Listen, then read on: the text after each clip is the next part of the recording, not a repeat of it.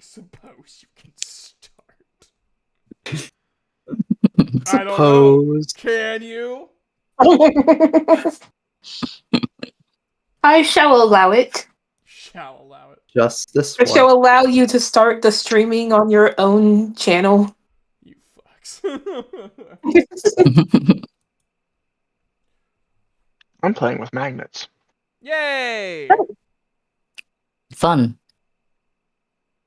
Yippee! It's such a like weirdly gender-coded reaction response. Like a guy, I'm playing with magnets. The other guys, yeah. The other like all the females, that's nice.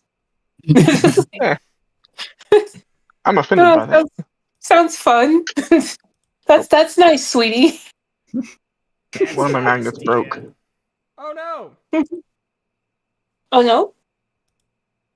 You said Oh what? yeah! Oh yeah! Oh yeah. Who was the original voice of Kool-Aid Man? Voice of the Kool-Aid Man. What? How? No. It says played by Seth MacFarlane. I don't think so, considering the first version came out in 1974. You never know. Richard Berg. Yes. And also Michael I was Craig thinking- Sr. Also, Frank Sims Pat Duke. and Brock Powell.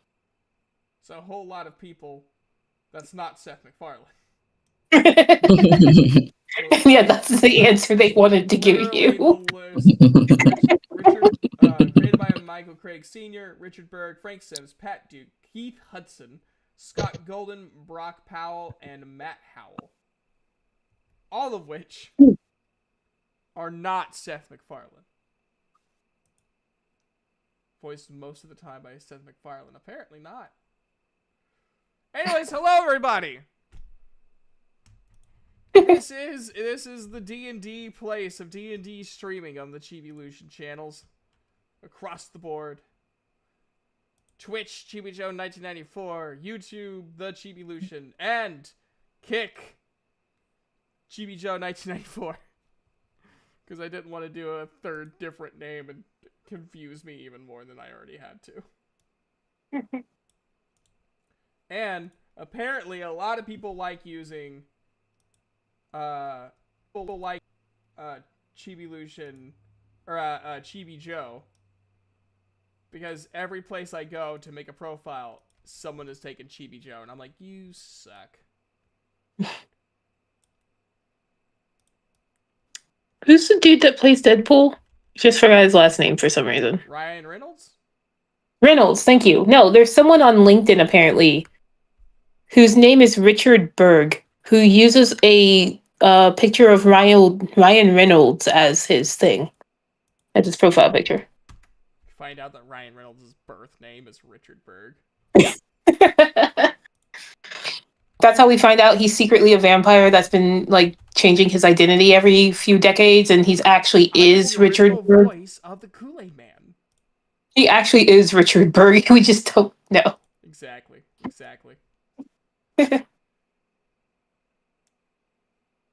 Oh, hey, there's some schmuck that's like streaming right now. I just got a notification about it or something.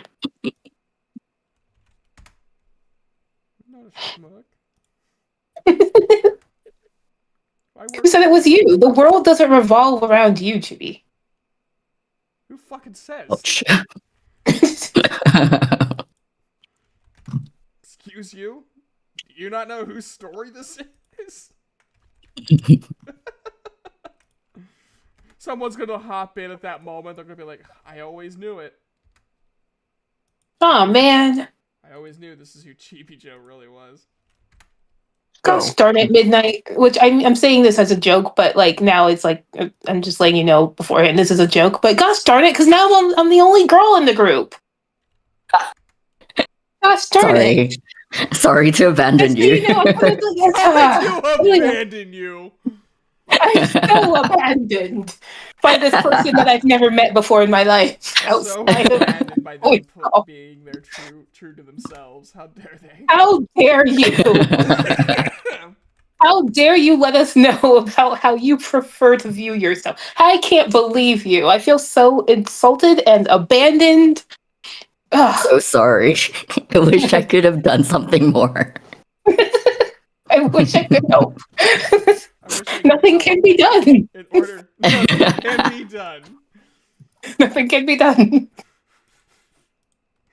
At least I know I'm Loss. not the oldest in the group, so there's that.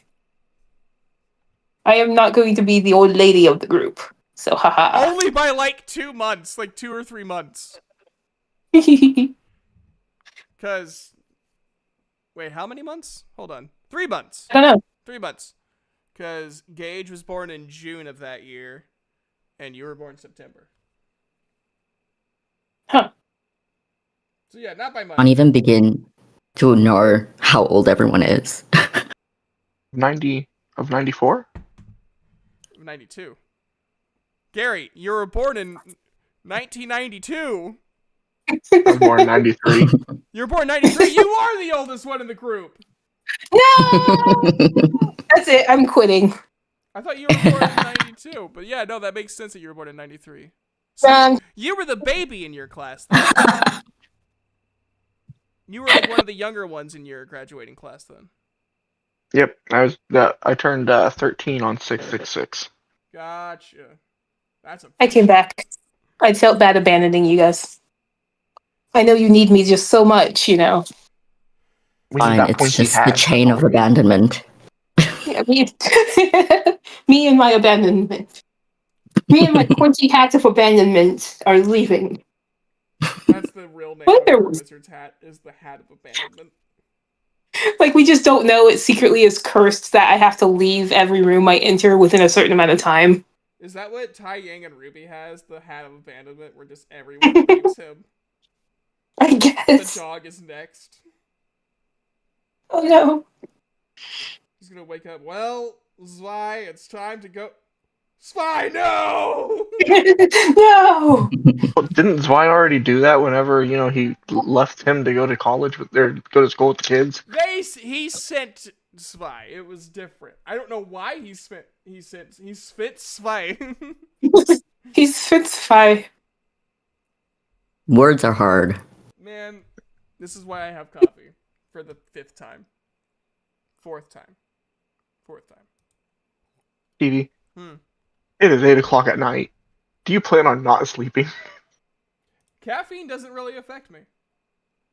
I forget. Yeah, you're like me with ADHD brain. Yeah. It doesn't even make me more sleepy. It's just a thing I drink. Like, it may perk me up, like, a little bit, but not, like, dramatically so. Like, my boss I work for now, she'll drink coffee, and she's a totally different human. Totally different human. Me, when I drink coffee, I am literally what I was a few minutes ago, but happy that I had coffee. See, I always because coffee doesn't immediately perk me up or wake me up. I thought that was a myth. The whole being a different person before coffee. Mm-hmm. I just drink tea. Stand tea. I too am a tea drinker. You Yeah. damn leaf drinkers. You leaves. You're a bean As drinker. opposed to dirty bean water. Yeah! I'm a Yeah, dirty boy. I like What do bean- you want from me? You leave my bean water alone. I like how I forgot to change the intro, so I still have you all have actual jobs now. I kind of want to keep that, just that beginning part of you're not, hooray for not being unemployed. Anyways, here's a giant demon. Just perpetually always hooray for not being unemployed. Anyways, everybody, Hooray! welcome to the Tales of Calistrong Saturday edition, session 5. We were going to do it last weekend, but 2 people We're on 6. were not well. So, I think pretty sure we're on 6. Are we on 6? Three, the unofficial So why is my computer suddenly playing? Some lady comes up One to in him three and asks, That was weird. Some lady. Yeah, some lady apparently walked up to some dude while a completely different ad is We're playing. on session 5. Hold on. No, we're on session 5. Because session Really? 1, yeah, because session 1 was the introduction, session 2 was the continuation, session 3 was the finale of the festival. Well, then you have it session labeled 4 was wrong the on your travel. channel. What? You have it labeled wrong on your channel. Pretty sure. Well, I'm gonna label you fucking wrong. I was sorry. I was looking for the videos, and then I saw. You're probably right. Hold on. I saw that there was a You know what? 5. Fuck it. There's 2 session 5s. I'm not changing it. Session 5.5. Session 5 also. Session 5 too. Electric Session Boogaloo. 5 también. Bienvenidos para Dungeons and Dragons. Session 5 y 2. 5 and 2. Parte 2. Right when I started speaking Spanish, my YouTube count went up. It's like all of a sudden YouTube detected Spanish. Like, oh, multilingual. It's like, no, please. I used to be one of the #1 streamers in fucking Brazil for a while. Oh yeah, I remember that. Yeah, I would have like 15 viewers on my YouTube streams, all of which were speaking Portuguese. I'm like, I don't know what any of you are saying, but thank you for showing up. Anyway. So, you guys aren't unemployed. You made a decent first impression. Solon wants to make a different first impression on Duke. Bless you. I know that was a cough, but bless you anyways.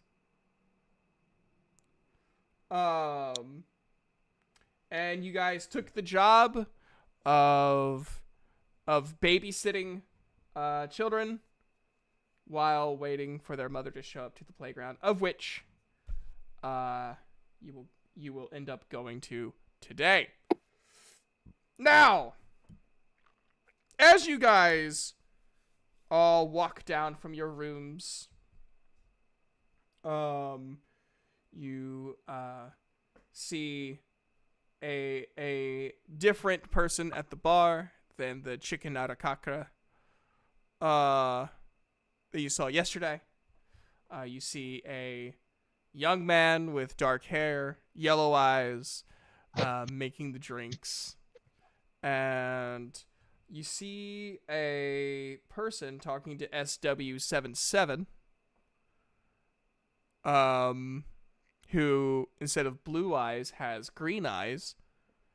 Maniac, describe your character. Alrighty, so the character before you is a elf, but not in like a normal like high elf sense. This one has a bit more of a seasonal vibe to him. He has long flowing hair that goes down his back. He's dressed in green. His skin itself is like a slight hue of green. He kind of resembles kind of like the colors of spring. And he feels a bit like he gives off a little bit of warmth. And he's talking and he's very merry. He's trying to like get a drink. Oh, like from another person. Yeah. Got it. Hey, can I get a drink over here? Yeah, the dark-haired human looks at you. Yeah, I assume you can. And he goes and grabs a beer, grabs a tankard and fills it with beer. Here you go. Enjoy. Thank you, sir. And I tip him like 2 extra gold pieces. Ugh. That is so nice. You tipped me much more than the last job I had. Oh, what was your last job? I worked at I work at this tavern called Zaburo. Ah, I Thank both of see. you. I think I might have been there once in my travels. If I recall correctly, the food over there was pretty good. Yeah. The company not so much, but There was this white-haired bastard I was best friends with who kept on dropping a fox off into my bar. can't say I've met him. But I'll take your word for it. I'm sorry, Maniac. I had to. I know. Oh, you're not here enough. I gotta fuck with you somehow. Yeah, no. You see, here's the thing, Chibi. We're both overdue. We're going to be screwing with each other Oh, all we had to, campaign. man. I haven't talked to you since we watched Records of Ragnarok. So, Yeah. anyways, But thank you, sir. And he just pretty much starts chugging whatever you gave me. He didn't even care. He just wants something to drink. So, SW77, Maniac, in case you don't know, SW77 is a Warforged. He's a pretty standard built Warforged. He's nothing too fancy. But you did hear whenever you would first meet him, you heard a whirring inside, and his eyes, which were blue, had turned green, and his voice is now different. So, you said that you would be perfectly fine, right? To join our new adventurers on their first quest as official members of the Raven's Meadow today, yes? Oh yeah, totally. Yep, totally. Fantastic! I heard great things about you. Great things about you, yes? And he, SW77 looks over and sees the four of you, Duke, Sullen, Amathea, and Xiphos. Ah, yes! There they are right now! Over right there! I'm gonna introduce them to you forthwith! And he walks over, he's walking with, gusto, and rather than looking meek like he did yesterday, he's walking with gusto. Hello, everybody! How are you doing today? Did you sleep well? Did you sleep great? Did you sleep fantastic? Hi. I think I'm gonna have Amathea still on Duke's horn because it would be fun. But she's just sitting on Duke's horn and she waves like, "Guy, you're a lot peppier this morning." Well, every hour on the hour, baby! Every hour of the hour, my personality chip malfunctions and it changes into something completely different. Oh. I have asked Varelka to fix it, but she says it makes me, and I quote, quirky.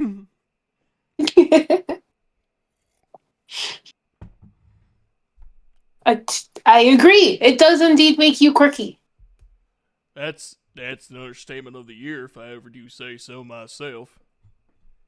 Also, did you say that little elf man over there? Never seen quite an elf like that.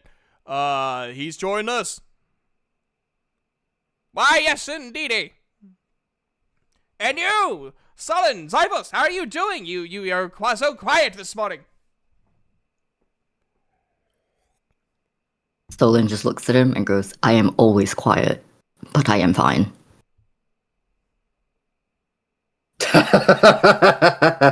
I like this one. Don't you worry, my new friend. I can talk plenty for the both of us. Marky, can I get a drinks over here? Sure, I have no problems with that. It's not my supply. He just makes everyone ale. Has a little tiny shot glass with a straw in it for Amathea. Yay. It's an umbrella straw. Aw, cute. What could I say? I have flair. Well, then Amathea immediately flies off from Duke's horn and goes to go and drink her drink because she's excited. She's happy. I feel like that's gonna end up being a normal thing.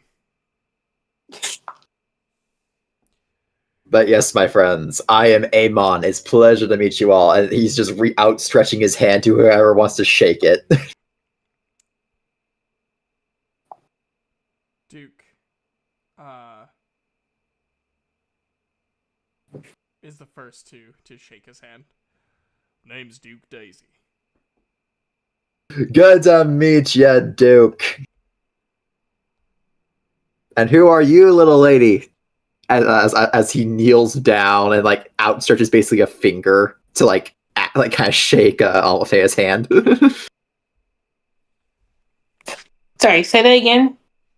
My character kneels down like with a poke, like he has his finger pointed out, like to try and shake your hand.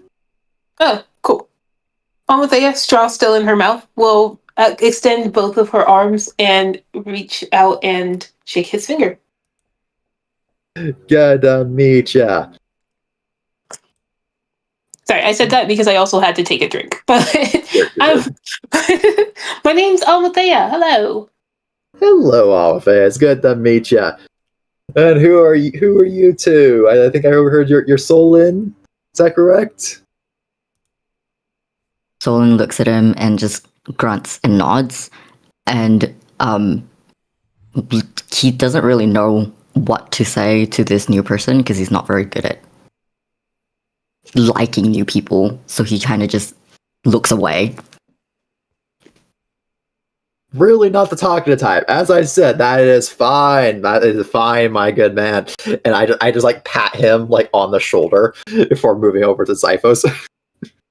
And Solon just looks at the place that he got patted on, and he's just very confused. Hello, sir. How are you?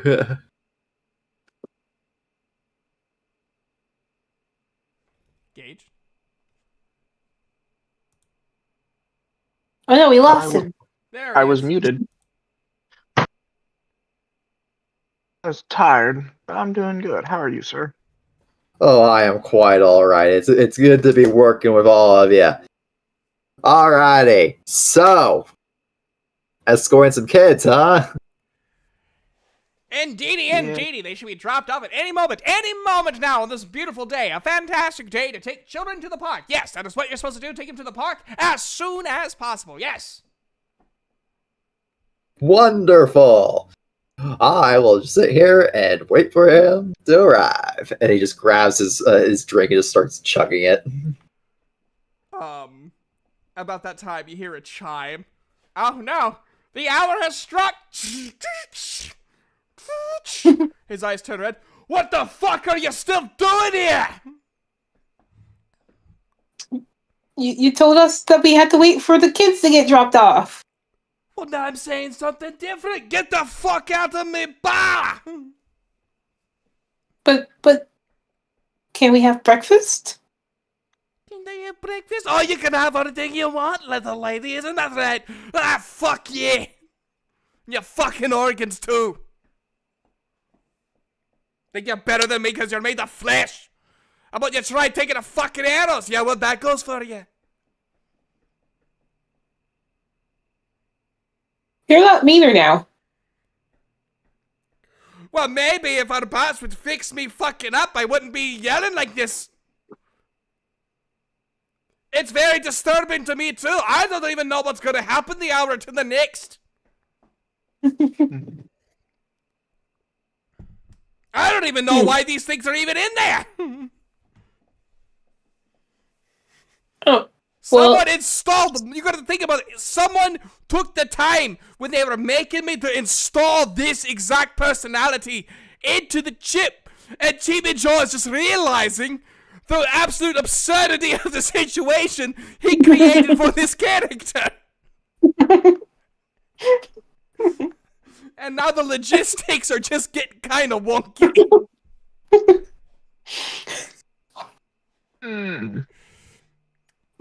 well, I'm sorry about that. So- Do you mind if I ask how many children we're supposed to be watching over today? 2. 2? Yeah, it's Ladrin and an Allen. Ah, another legend. That's great. I'm an legend, by the way. I'm not sure if anyone of you ever seen one before, but hi, good to meet you. I've heard of you. I've never seen one of you. Oh yeah. There's a lot of us, but we all look different is I guess the correct way to put it. There's some of us like me, we're green. There's some that are kind of yellow. Some that are blue. There's some that are that shade of wonderful autumn fall. It sometimes it depends on the season. Sometimes it depends on how they feel. It just depends on how we're all feeling here. Much like this guy, am I right? And he just like knocks on the chassis of what's that robot's name? X77? SW77. SW77. Okay. Star Wars 77. Gotcha. Yep. Okay. Zyphos Do you want a heads over hand to brookie the. before you went on my job? What did Zyphos do? Zyphos is gonna head over to the bar and talk to the bartender real quick about getting a couple cups of juice and a couple small breakfast items. Oh yeah, sure. That won't be a problem. He gathers some fruit, a couple of like things of crackers, and he fills up two sealable containers of apple juice. Zyphos is gonna throw those in a pouch for a later use. Perfect. Oh my gosh, maniac! This DoorDasher. You better have tipped him well. Oh, I Just get. start- I tipped him for 20, Chibi. I tipped him for 20. Good. Voland is eating an apple of his own. So, This looks good. you, this looks good. Is all I hear. Yeah, I heard that too. So Voland, like, looks at everyone as you guys are, like, readying up. So you guys are, like, warriors and shit, yeah? Making me question my occupational choices.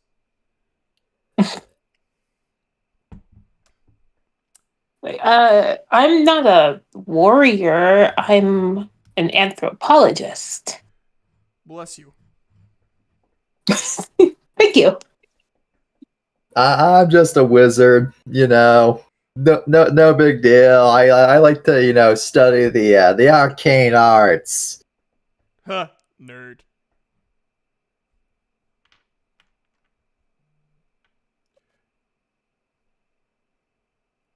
Olin just looks at him and goes, The silence after just nerd. Nerd, well, I can't argue with him, so You're not wrong, my good buddy. You're not wrong. Like a little flare of red, just like the secrets of summer coming out. Why does that sound like a bad movie? The Secrets of Summer. does. So, about that time, you hear a carriage. The squeaks of the wheels of a carriage coming in, and a dwarf man, huge beard, has a huge like flared mohawk going from like the crown of his forehead all the way down to like the where his spine begins. All right, I brought the kitties. Don't, whatever happens around, don't let them get hurt. Some like bumps and bruises is one thing. They're kids, right?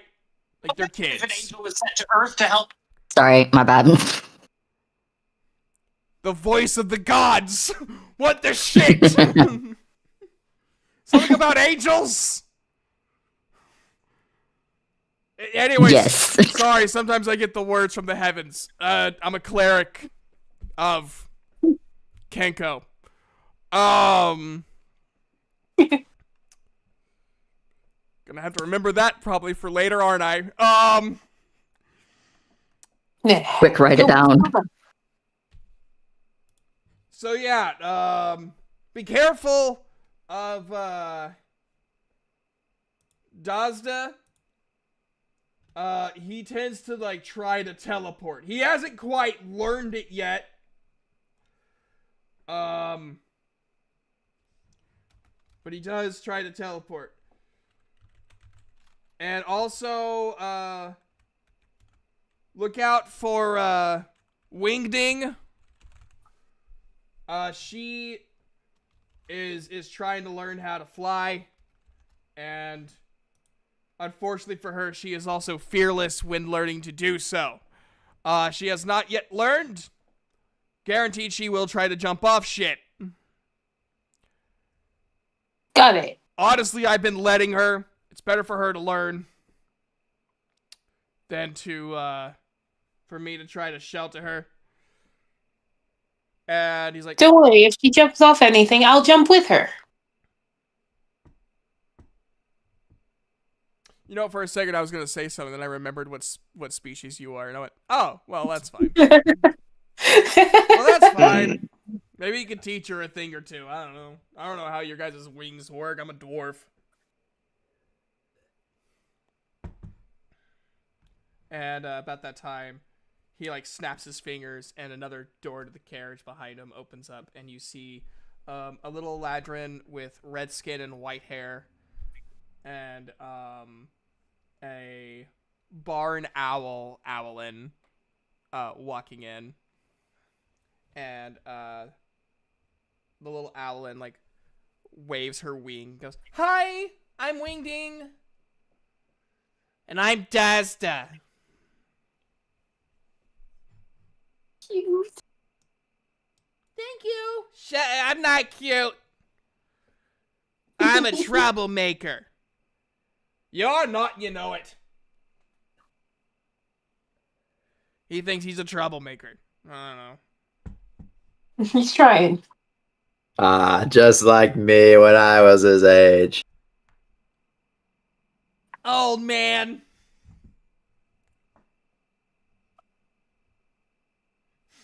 Olin just snorts at that comment. What are you snorting at? You look older than him. Solon just frowns and like huffs and looks away. Well, you're a spicy little turd, aren't you? What are you gonna do about it? That's a lot of talk from a guy in punting distance. Okay. Just calm down here. Let's just get these youngsters to the park, shall we? Yeah, before he stinks up the place. Shut up, Wingding! Oh, I took a bath today. The To the dwarf. park. Yep, the dwarf hands, like holds out a map, like whoever wants it. Zyphos is gonna step forward and grab it real quick. You know what I'm realizing more and more, like every second I do this with you guys. Zyphos is the leader. He's the dude with Pretty that much. pun intended. He's the one that takes initiative. Which I can take initiative. Almathea just is like excited to get her mission started to the park, and she just flies out the front door. Wait! Olin has no Oh, idea man. what's true.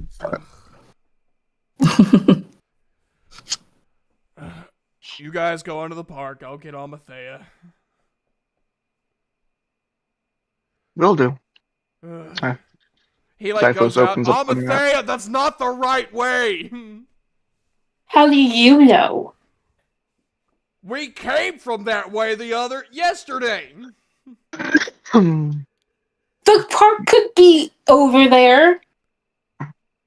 Zyphos, you look at the map. The park is not over there. The map All is right. in fact not there. All right, kiddos, let's go. And as I like walk to the door, Amon like snaps his fingers, casting prestidigitation and like just having like some illusory butterflies kind of fly out the door for the kids to chase. Immediately, Alan's like, flies! Wait, Wingding, your eyesight's not good in the daylight! And he chases after, also to go after the fly, the stuff, but also to make sure his sister doesn't like, walk into the street. That's the responsible and guys. Off you guys go. Duke having Amathea like pinched in his fingers. Let's go this way. Aw. She just lets herself get carried. Amathea, the secret lazy person. Okay, I don't have to do anything now. Cool. So, let's see if anything happens on the way to the park. Oh boy. Yay! I had 12 things written. No, I'm joking. Only 4. Okay. Not that creative. Lies. Well, you lucky ducks. Everything happened. No, nothing happens. Although you got the secret number 5. All of the above. You got the secret number 5. Number 5. Everything all at once. Newton's law. Everything goes bad. Yeah. So, you guys make it to the park. It's a pretty, like, just like a lot of things in Felgarth, it's a very humble park. It's, you know, they have, like, the really cool, I don't know what they're called, but it's like the dome jungle gyms. Mm. I always call them the turtle shells. But I don't know what they're actually called. That makes sense. They have like the normal jungle gyms. They have like things for the kids to run on, slides, swings. They have teeter-totters. They have like the weird ass like spring horsey things that like I always got hurt on anytime I was on them. Those are things are death traps. No one can tell me different. There's like no kids there.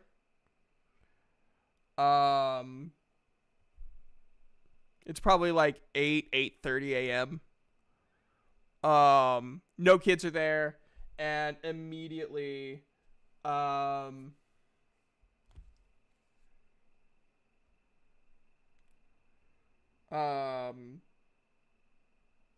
kids start running up, and as everyone's you know, as the dwarf warned, Wingding is already climbing to try to get to the highest, like, place that, like, people are allowed on. Like, she's not trying to climb on top of, like, the slides and then jump off. Like, she's climbing up to, like, the highest little platform in the little, like, running area. And getting prepared to hop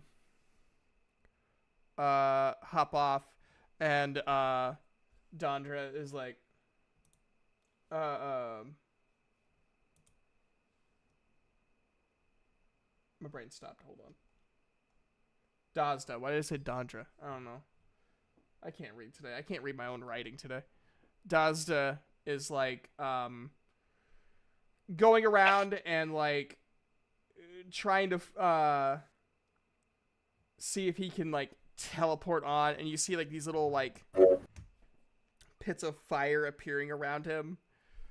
These little like tiny little spurts, and then like he'll like glitch a little bit, like he'll like almost like vibrate in place, and then it just wouldn't work. He goes, huh. Hey.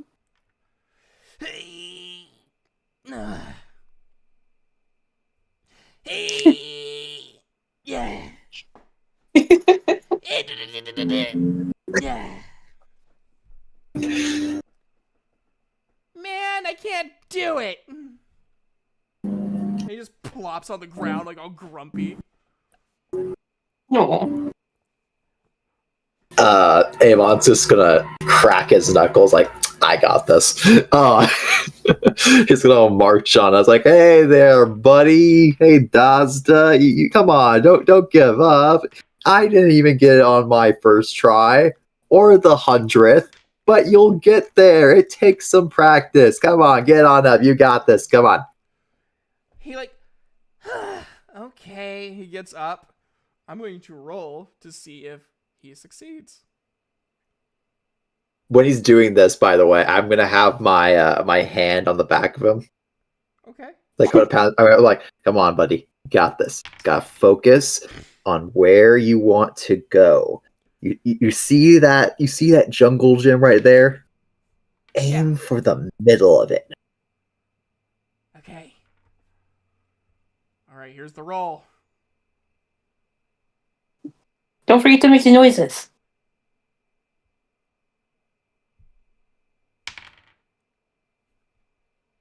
Holy shit. So he goes, and you just see this like puff of like this puff of like gray smoke where he once was. I'm not gonna have you take damage, Maniac, but your hand is like slightly like just a small little like, you know, like when you put your hand in like hot, like warmer water in the faucet, like it doesn't like burn your hand, but you could feel it. That's basically what you felt. However, he didn't roll a perfect 20. He rolled a 17.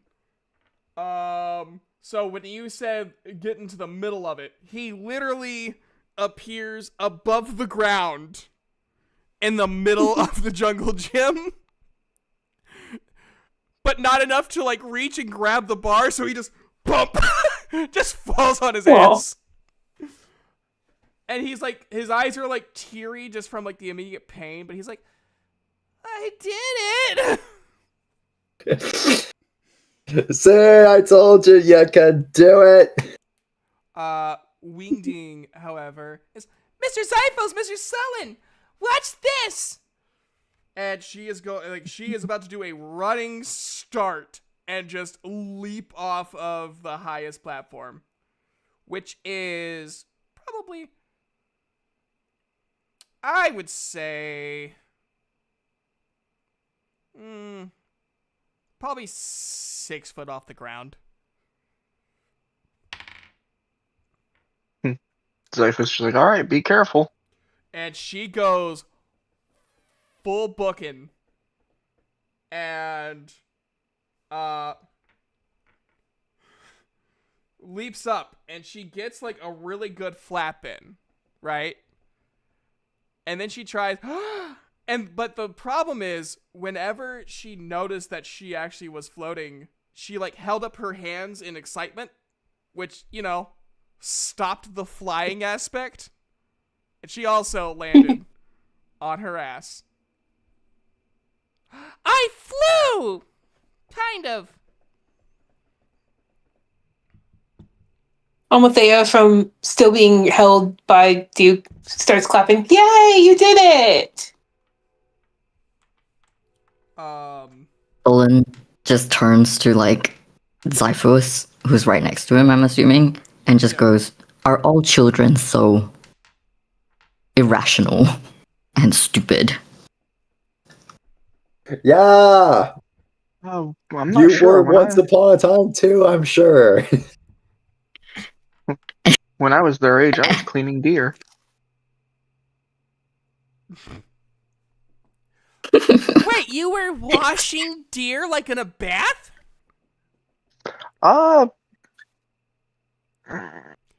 Zyphos debates whether or not he wants is to like looking at explain. you. Her eyes are gleaming with the shine of childhood, like childhood innocence. Like she's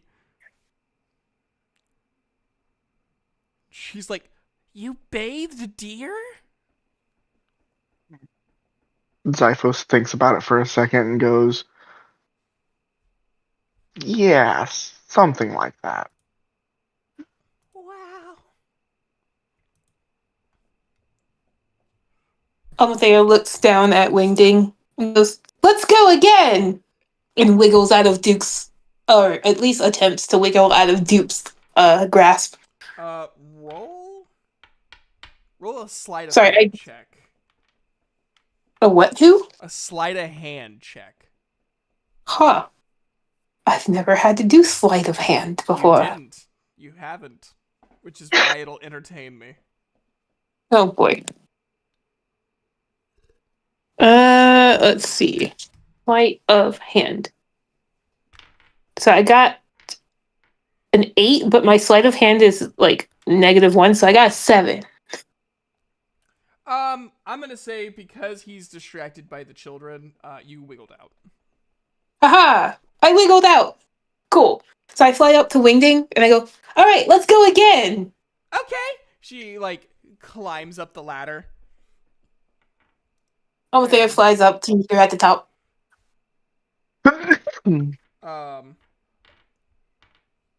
Desna like Bless. gets up. And he's like, anyone can fly. I can fly. See? And he starts climbing up to the top of the jungle gyms.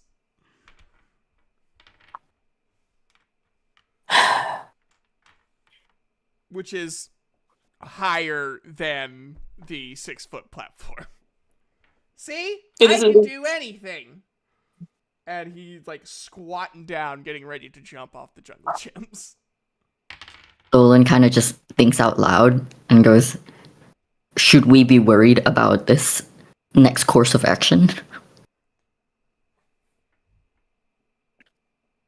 Sometimes they gotta learn the it'll hard be way. fine. I say as I'm like actively patting Solon on the shoulder and just leaving my hand on Solon's shoulder. Someone's just like staring at the hand, wondering why the heck this guy is so comfortable. Dude, He's touching again. He's touching again. Literally. meanwhile, Duke is like, you really think you can fly, buddy? Well, yeah, my sister can, I can. Okay, but let's think about this for a second, though. Like, what does your sister have that you don't? Definitely not brains.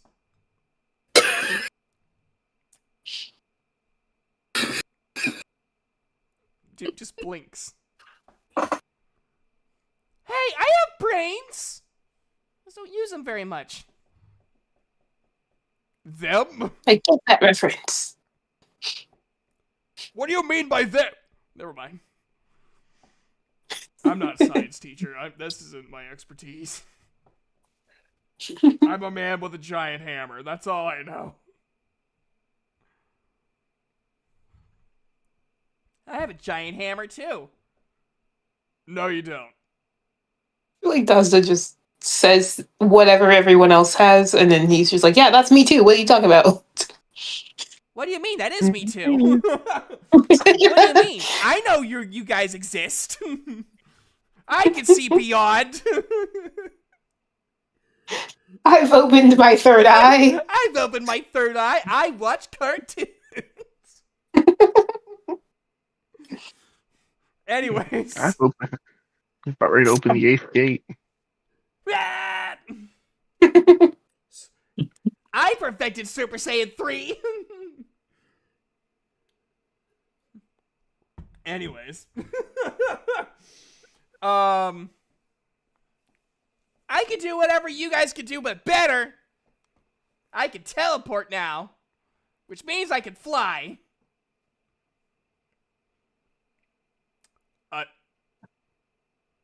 He looks at Amon. He's like, is teleportation like flying? Well, not exactly. It's more so you kind of just go immediately from point A to point B. You know, there's no in between. You're just one place and then you're the other place. It's only a short distance. Like I can only go from like where I'm standing to him, and he points I can go to further. Sure, buddy, you got this. All right, let's see what happens. Hey, right, Solon. Solon just stares at him blankly, not even answering. Oh. Zyphos was just sitting there thinking, like, does So, momentum carry when you teleport? Chibi, his dog's just like gonna leap off of there. I have to know. So, do you guys want to know what he rolled? Yes. Was it a 2? Yes. It was a 1. Oh, no. So he doesn't even get to jump. He's still talking about how great he is, and he slips. And he's probably like, stop ignoring me. I can do whatever and like Quick. he like tries to stomp angrily and slips backwards and is about to fall off. Before he falls off, I'm going to use my own face step. But because I'm currently a spring Eladrin, when I'm touching another creature, I knew it. Sullen, I'm teleporting them instead. So I teleport Sullen right beneath where he's falling to hope to catch him. Does Solon attempt to catch the falling child? Yes, because it, more instinct than him actually consciously wanting to catch the child, and he's like really disoriented because he's never teleported before. So it's more like if you threw something at him, he would catch it out of instinct. So I don't know if he succeeds. You can make me roll. I think I'm gonna have you roll. I don't know. What do you guys think? Do you think that would be a sleight of hand? Dexterity. It's kind of just a Dexterity saving throw. Okay. Yeah. Go for it. Do a dexterity check. Cool. Cool. Let me roll this dice. Oh, where's my sheet?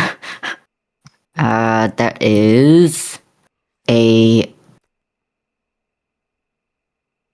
16. So like, at 1 second you're still like, why the hell is this man touching me? Like why is he touching me? Is this good? Bad? Should I do it in return? Should I not? Yes. Going through all of the possible variables that could potentially exist. All of a sudden, There's so many variables. you no longer feel him touching you. You're also now looking at them from across the way. And before anything can happen, all you see is this blur of red, and you just hold out your hand, not even knowing what it is, and you look down, and you see the 5-year-old Eladrin go like not crying, but like his very short life flashed before his eyes. All 5 years of them. And he has, like, he's trying to, like, comprehend that his small, relatively impactless life was almost over before it began.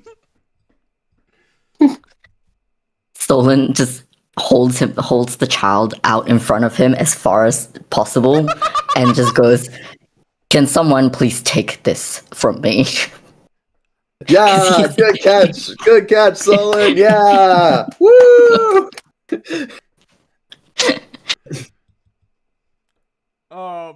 And he looks at the child and he goes, "Before it starts doing whatever it's going to do, please." I'm big and The strong. desperation in his voice. I'm bigger and stronger than you.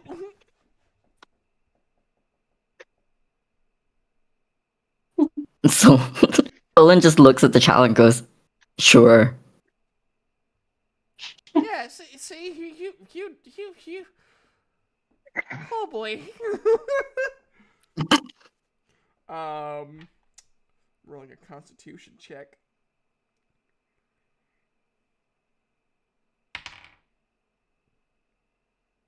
Good on him.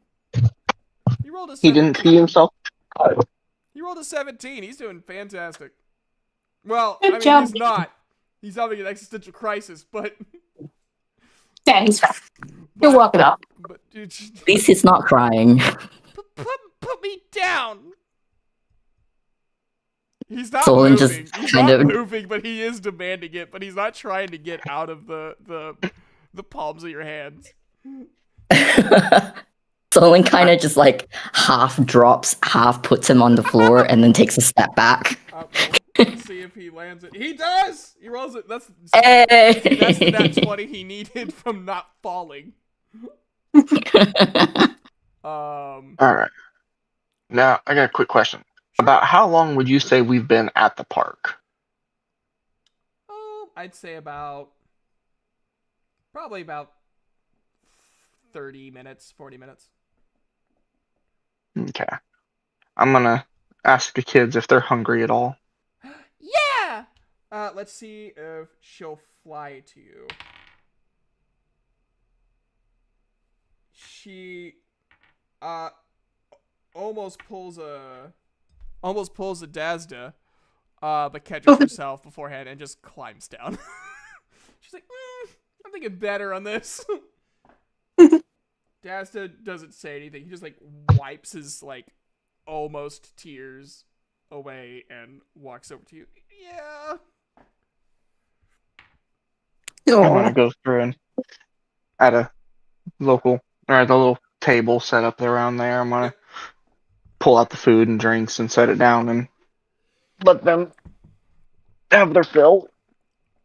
Okay. Give us a break from the chaos already that we're ensuing from them. Almost killing themselves, trying to be better at what their species is known for. 'Cause I have often wondered, like, what would kids of these species be like, and would they try and learn their, like, do they have to learn how to use their special traits, or does it come naturally? And so I chose no, they have to learn. Well, while they're having their snack, Amalthea has gone to one of the freeing horses and is just riding it for fun. Whee! Duke is standing right by Solon. That makes way too much sense.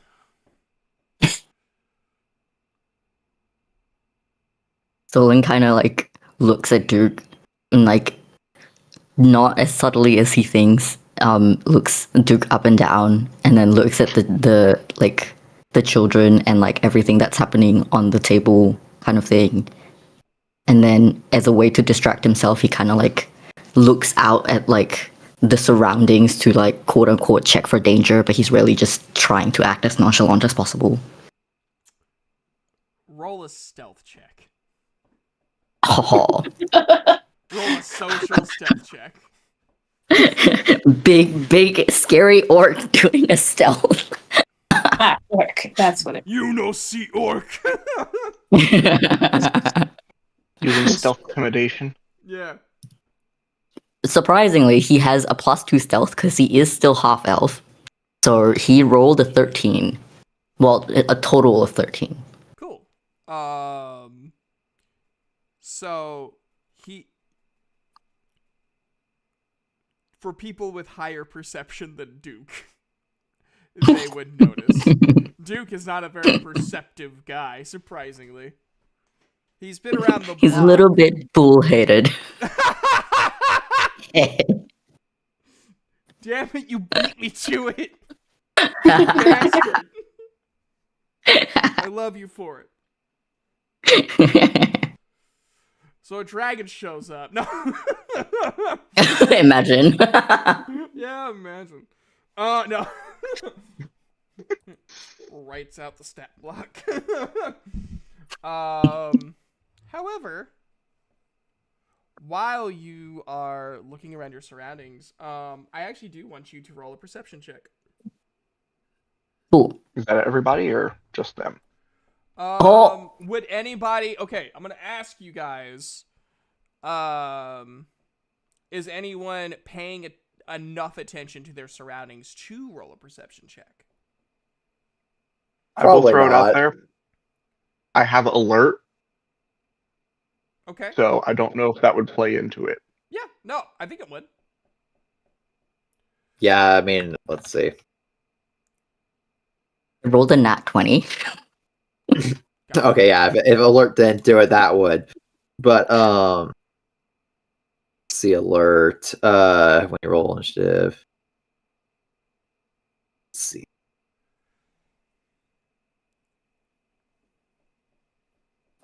So that It not doesn't correct. necessarily say I will anything say about it it, but does. I feel You were like if you're alert, you're kind of actively head on a swivel, looking for anything and everything to.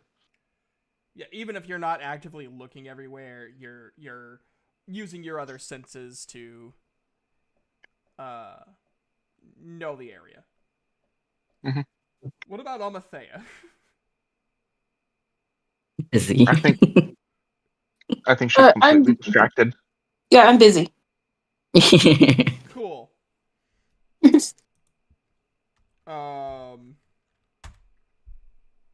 I will say she kind of forgot this was a safety mission and more of she's more having fun.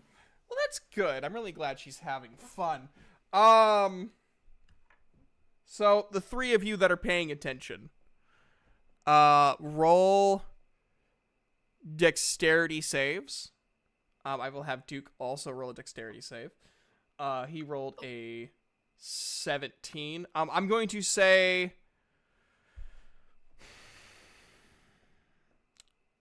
I'm going to reward Solon for rolling a nat 20. You can roll a dexterity save with advantage.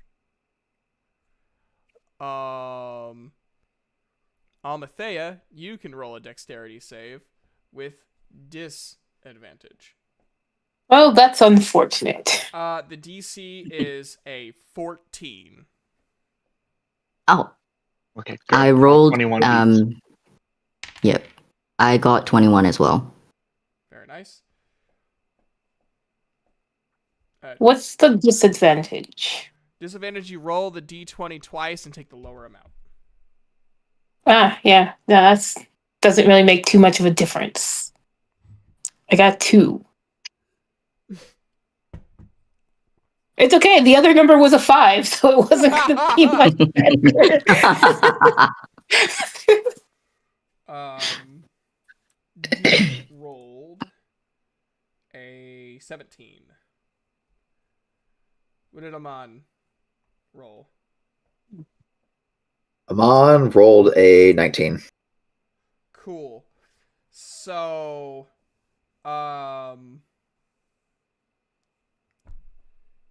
the four of you minus Almathea each move fast enough and each grab a guy that all seemingly appeared out of nowhere, and they were all running for the kids. The fifth guy got confused, saw how tiny Almathea is, and is holding Almathea hostage instead of one of the actual children. I actually have it written specifically in the notes. If Almathea fails, hold Almathea hostage.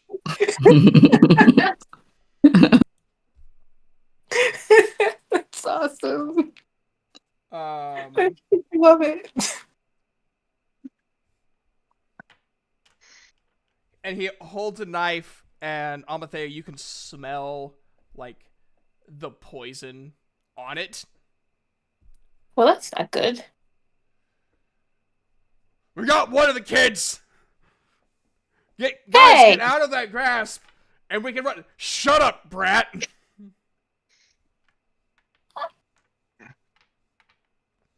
The insult. I'm a Just to grown-up, clarify. darn it. We're all holding one of the The enemies. other hostages, yeah. The other would-be So- kidnappers. The kids somehow completely oblivious. They're eating food.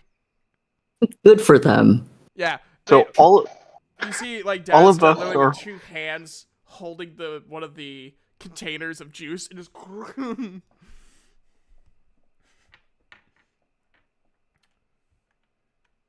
on, guys. Zyphos is just like, we're holding 4 of you guys. You're holding 1 of us. Yeah. We could kill them 4. You could kill that 1. I doubt we have. Poor doubt you have much Amathea advantage. getting sacrificed. Oh, they like, I'm raising my hand real quick. I would prefer the not dying. Thank you. Shut up, brat. And he squeezes like a spider.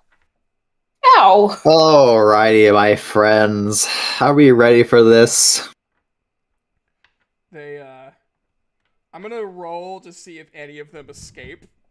So if you guys want to roll opposing strength checks, you guys can. Yeah, 'cause strength is my strong suit. Question, Also my Chibi. strong suit. If I were to simply let go, could I cast a spell instead? Yes. Okay. I would like to cast Vortex Warp Oh my On- god. on the bandit that's Why currently would I let you holding do on. this? I'm doing it to the bandit that's currently holding Amathea hostage and warping him to the location of the one I was previously holding, but, above him. So wait, you're teleporting him above the one I'm- you're holding. I can only teleport a single target, so I'm teleporting the bandit, which would therefore release Amathea above the bandit I was holding so that the bandit would drop onto the bandit. Is there anything I have to roll for it to work, or does it just do it? It's, target must succeed a Constitution saving throw. Shit, okay. Does a 10? 10 does not succeed. I know! I saw your intelligence modifier! What does that make you? Is your fucking DC like 16? 15, you're close. Jesus Christ. If you gave me one more level, it would have been. Yeah. So Amathea, you get like this weird like wind behind you. You're not really seeing like where it's coming from, and all of a sudden the guy goes, "What?" and you're let go, like you're free. And then you look above, you look in front of you, and you just see the body appear, the guy appear above the guy that Amon's holding. Amon then immediately lets go, backs up, and just,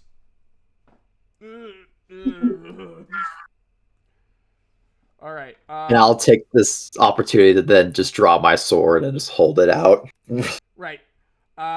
Gage, the guy you're holding, you need to beat a 14. Sullen, the guy you're holding, you need to beat a 10. Duke, the guy you're holding, you have to beat a nat 20. Oof. Alright, Duke, let's see what you can do. Well, big surprise, Duke does not get a nat fucking 20. So the guy Duke is holding gets free and holds out two daggers dripping with poison. This is a strength check. Zyphos rolled 18. He is still being held. Solon rolled a 22. He is definitely being held. Let me roll to see the other two stand up. He does. So the guy on top of the pile does. The guy on the guy that got landed on is still prone. As sad as their situation is right now. Roll initiative. Oh, come on. I had such high rolls continuously, and then I rolled a 5. Meanwhile, I got a really high roll of 27. Oh, damn.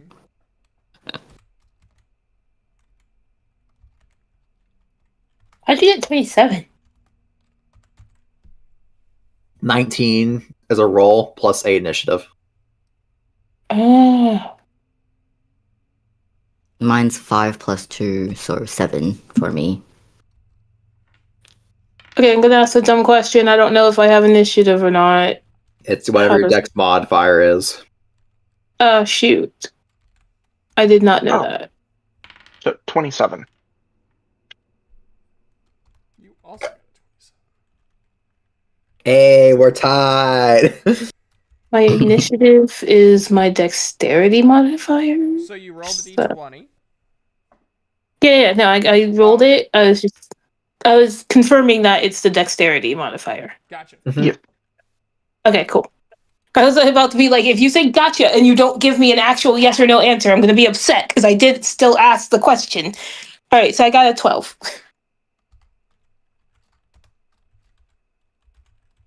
Stolen's strong, but he's slow. He had to really think about his next move, and thinking's not his strong suit, so. No, it's not. I'm going to. He's ask only this got as a 10 player. intelligence. The people we are holding, since we have them in a grapple, do they have disadvantage on their initiative? Yes. Okay. Yep, that's why I'm rolling the 3 that are free first.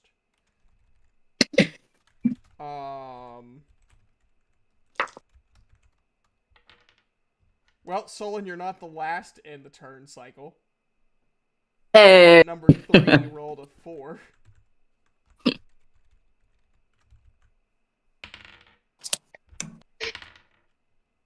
What number am I holding? I don't know. That's a good question.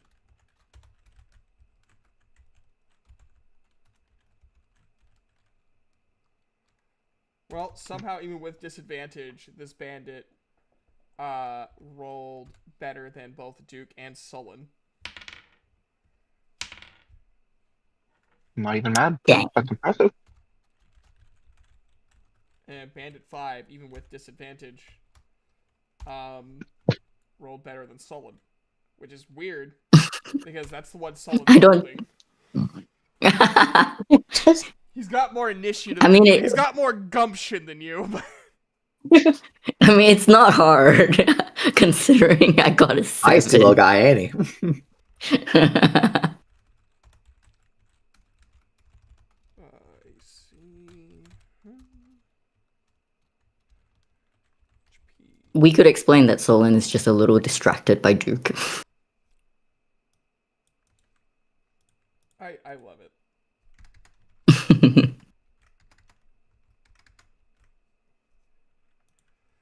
wait, Alright.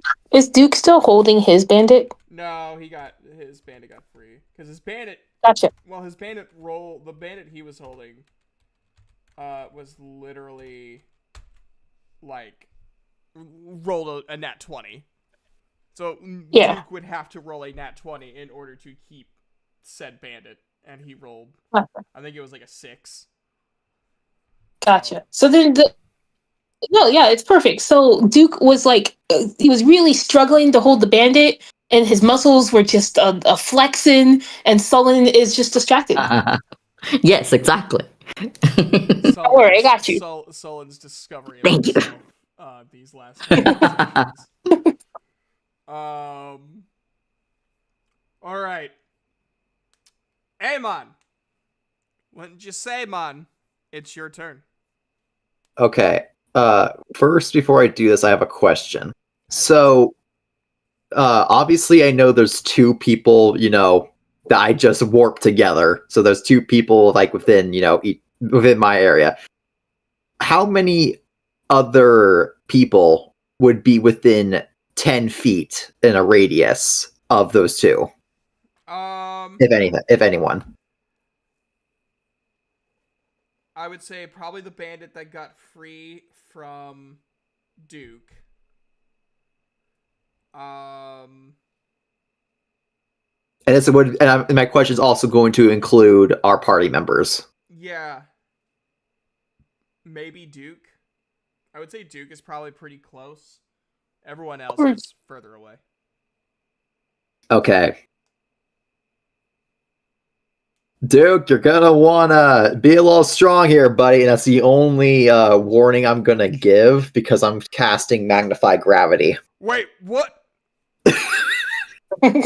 I need every one of them to make a Constitution saving throw. Duke, how's your constitution, buddy? Oh, he's solid. He's got a +4. All right. Oh, nice. That Nice. is a 16 for Duke. Okay, so that's one. Oh, he's fine. Yep. That is a 12 for bandit number 1. He fails. A 17 for bandit number 2. He succeeds. And a 10 for bandit number 3. Okay, band number 3 fails. So for those that succeeded, they only take. Okay, so those who succeed only get half the damage. Am I rounding up or rounding down? Because I got an odd number. I would say let's round down. Round down. Yeah. Okay, they got 15, so they take 7 force damage, and the rest take 15 force damage. And also their speed is halved to the end of the next turn. That's fine. I'm not a fast guy, anyways. No. Duke's fine. Like Duke and the guy who passed, they're fine. They're not affected by the speed. It's everyone else has half their speed. Okay. Then you said 15. Yep. Cool. Cool on that one. And then Duke, where are you? Oh, I better get him back to full health. Only for it to be knocked out again. I forgot to heal him after almost dying last session. Oh no. He's had a long rest. He's healed. So right when you said, "Dude, better be strong, buddy," what? Dude, I'm good. I'm still standing. Better than I ever did. Poor Solon is sitting You're around looking in the like a gayest cool panic of survivor his there, life. man. So you're seeing Solon like, is all so of his distracted. muscles, yeah, all of his muscles are all tensed up and stuff from just like the weight of the world magnifying on his shoulder, so he's like all tensed up, sweat beginning. The same thing bandit with the other that bandit. Solon is holding. Sorry? Oh, the bandit that Solon is holding is probably squeaking because Solon's just gripping real hard. Hold on, let me roll a constitution for him. You are starting to break his ribs. Hell yeah! I'm not gonna take any damage away because I don't even know where to start with that. But you're like bear hugging him. You see the other bandit who is also pretty beefy, also tense up all of his muscles, but the other two immediately, like, one is starting to get up, right? Like, one of the ones that failed was just starting to stand back up, and then immediately just go like his face was covered in dirt and mud. He's like, okay, I'm good. And then right when the spell activates, just immediately his face goes right back into the mud. And then the other one also, like, he's not, like, on the ground, but he's, like, squatting and trying to find the strength to stand back up. All right. Is that Amon's turn? Yeah. Cool. Zyphos, it's your turn. I'm trying to think what I should do here. While still holding this. Can I make an attempt to just completely knock him out? Not kill, but completely just knock them out? Like, I got a hold of them, just put them in a chokehold and just make them pass out? I think that's good. What do you think a athletics check would do it? Because, I mean, wrestling is an athletic thing. True. Me personally, I'd probably say, like, getting a chokehold on somebody would be more of a sleight of hand, because you got to get your hand around, Okay. arm and hand around the neck. Why not we do both? we'll do a sleight of hand to see if you can get into position, and then an athletics check to see if you actually knock him out. Okay. We got sleight of hand. I got a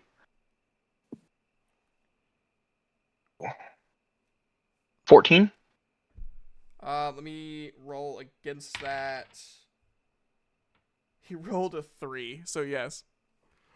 Okay. So immediately, then- immediately your arm moves from kind of holding with a bear hug. You start maneuvering your arm around his throat, and he immediately tries to grab a hold, and he's unable to pry your arm away. Oh, I got a for the athletics. I got a 19 plus 4, so that's Oh my gosh! 23. He rolled a 4. You hold him by the throat tight enough where you're basically lifting him, his legs are off the ground while you just put all of that leverage on it, and then he just kind of you notice his tugs start getting just a little bit weaker, and then his arms just kind of go limp. He's still breathing, but he's just unconscious. Okay. We can question him later. Just drops him, just goes. And then, as a bonus action, I'm going to take my cloak and kind of toss it over the 2 kids that are at the picnic table, so that way they can't see anything of what's about to happen next for their own safety. It's like a blanket fort! Yeah! Stay here. Be No, quiet. wait, no, rewind that. You start hearing Wingding start to fall asleep. Even better. Every time! Doesn't take much, does it, sis? Alright. Bandit 1 goes to turn around ever so slowly. Or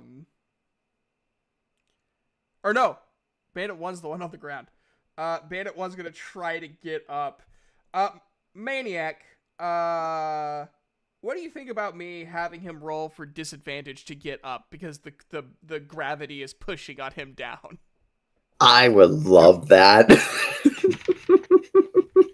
Alright, that's an 11. And a 3. I don't think that's enough. Getting up. I don't think he's getting up there, bud. His mouth is still just shoved into the dirt.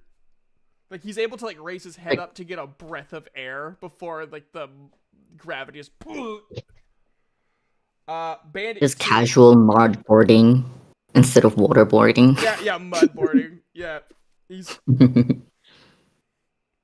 this Landry knows advanced interrogation techniques. Meanwhile, Amon's just having a good time. He's like, yeah, no, it's a good day. There is no war in Bossing Say. How'd you know my name? Anyways, so Bandit 2, slowly turns around to look at Amon. You son of a bitch. And he also has 2 poison daggers. And is going to go for an attack.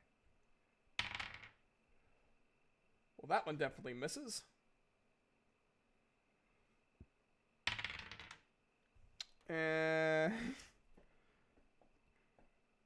Does a 12 hit?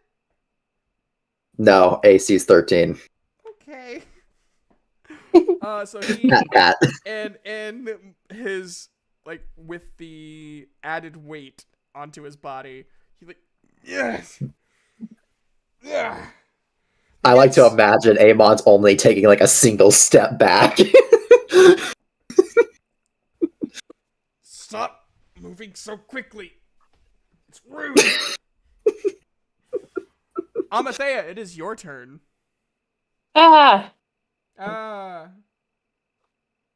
Okay, hold on. Let me finish reading this one spell thingy.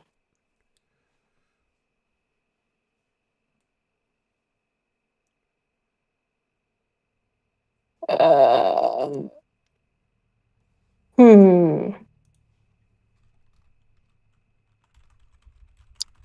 Okay, I don't know what to do.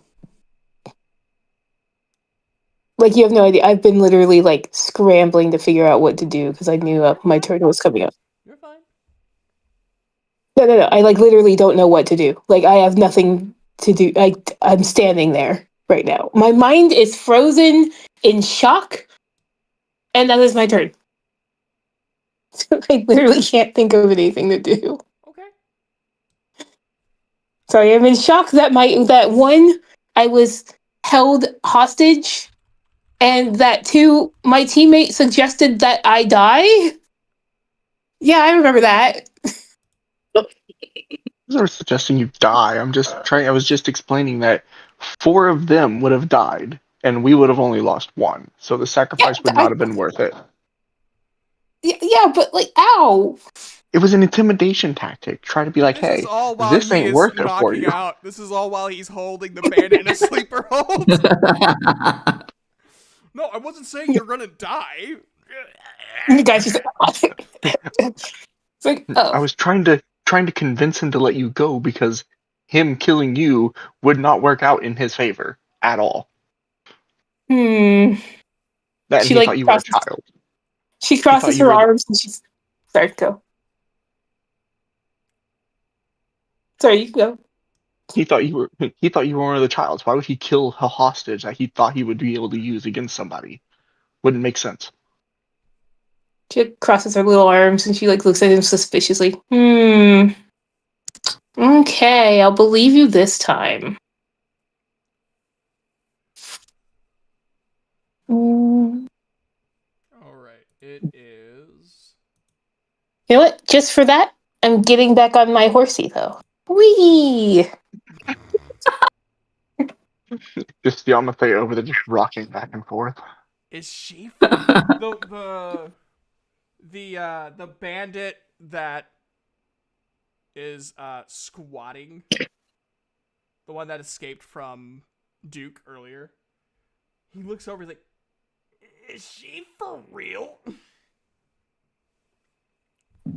You are no threat. Whee! So it is Bandit 4's turn. The one that somehow oh wait, no, Bandit 4 is knocked out. Well, shit. Sorry, Bandit 4. That's the first non-death loss I think you guys have done. We need information. Why are they here? It's Duke's turn. Porcelain. So I want to ask a question for you guys on how you feel about Duke grappling for a bonus action so that he can like slam this dude on his ass. Oh, I'm okay with that. I'm okay with that, so long as he does it into the amplified gravity field. Oh, like further into the amplified gravity field? Yeah, like just full on slam him into increased gravity. Alright, so With that, curious, since it's amplified gravity, would that double the damage of like the fall? Yes. Mm-hmm. Ah, lovely. So I'm going to have Duke roll an athletics check. What is Duke's? Oh. Okay. Cool. Duke rolled an 18 against the guy's 3. So Duke loops him around, puts him to a full Nelson position. So like both of his arms are hooked around the guy's arms, and this guy is having to hold his arms like above his head. Duke then spins around and arches his back all the way down, and just slams this dude head first into the dirt. I don't know. I think it's normally like slamming someone down is like a D6, I think. So 2d6. Ugh. And this is why Saloon's going last, because they got distracted by the big muscly man. Exactly. So much muscle, so much big, so much man. 10 damage. He is not doing this guy is not doing well. Also, Duke stands up like pretty easily, like now that he's like pissed the fuck off. The gravity field's still weighing him down, but his rage is like his non-barbarian rage is allowing him to just kind of ignore the extra weight. This bandit is prone and also not doing well. He has under half his health left. Wow. And that is Duke's turn. As Duke then unravels his sledgehammer.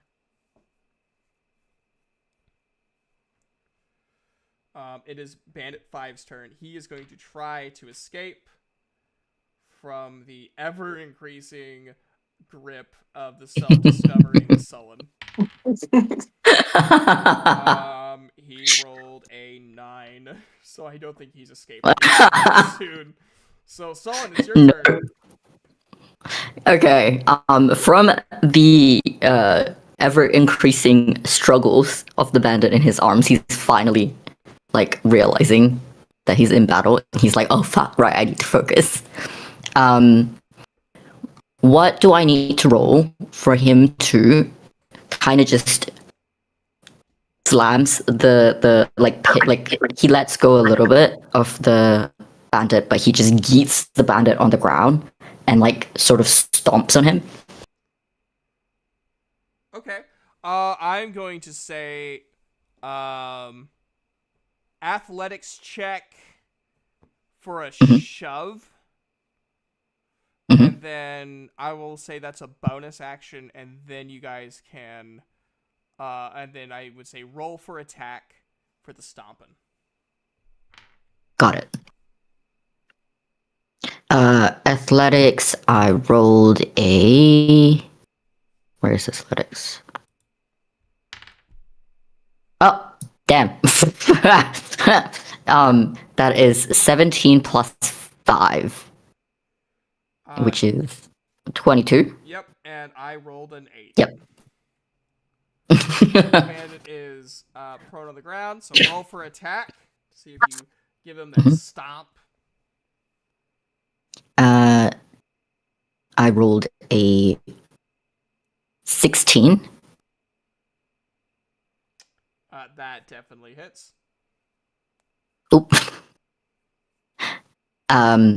What should I roll for damage? I would say you're a big enough fellow. D6. Okay. D6 plus, and then like in terms of like the damage addition, you can add your strength modifier. Okay. That is a 9. Damn. He's let go, gets like finally his first breath of life in a while.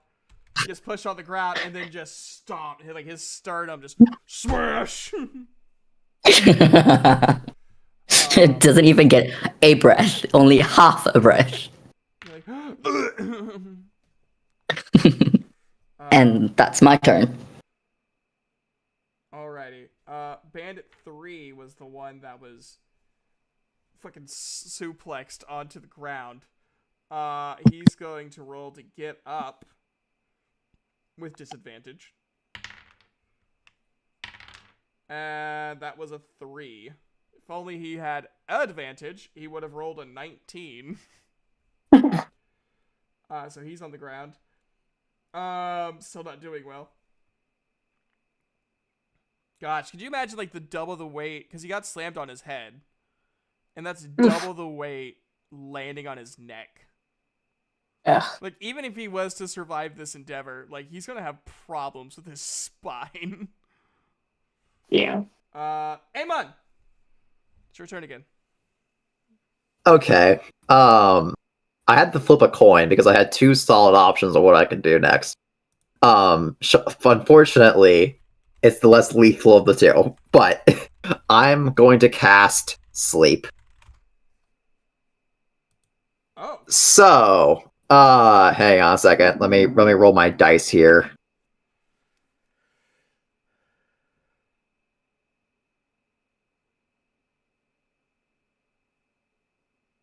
Okay, so depending on the health of however many targets, so I'm just gonna kind of go down the list of bandits here. There's You 5. take their health. Yeah. There's 5 target bandits, yeah. Depending on like what their health is, each of them, rolled a total of 17 from 5d8s. If a creature drops to like 0 using that 17, it knocks them unconscious. So like if let's say, 1% 10 HP. Okay. So like let's say if one person had like 10 HP out of the 17, I use 10 of my points to put them to sleep, and then 7 goes to the next bandit, if that makes sense. Okay. So there's, well, I'll tell you there's 4 bandits left because Bandit 4 got knocked out through Sleeper Hold. Yeah, so basically whatever bandits are like, the most beat up, I'd like to affect first, but then, if there's someone that is still awake, then they're still awake, but at least the other ones might be asleep. So the bandit that got suplexed, right? He's knocked out. He's asleep. He like struggled, you immediately casted the sleep spell on everyone. And he's now asleep.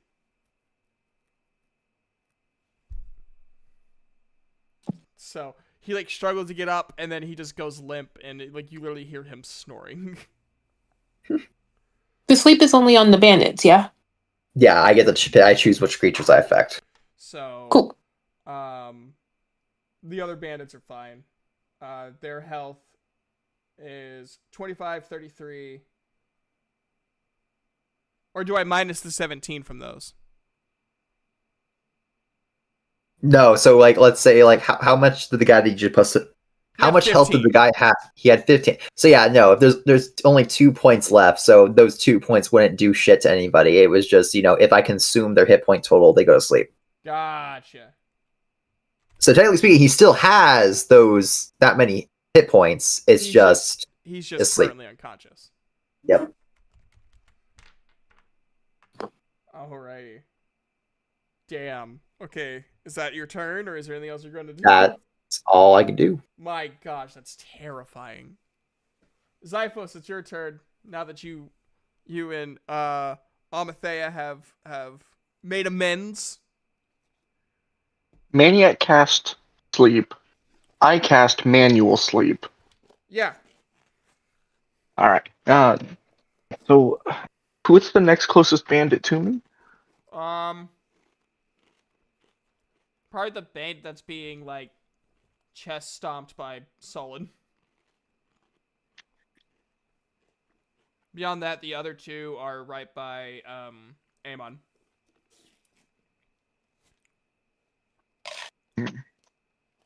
They're about 15 feet from you.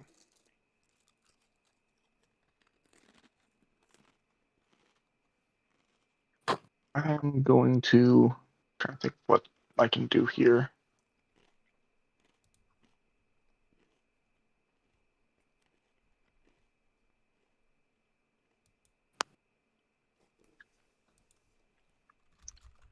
I'm gonna go ahead and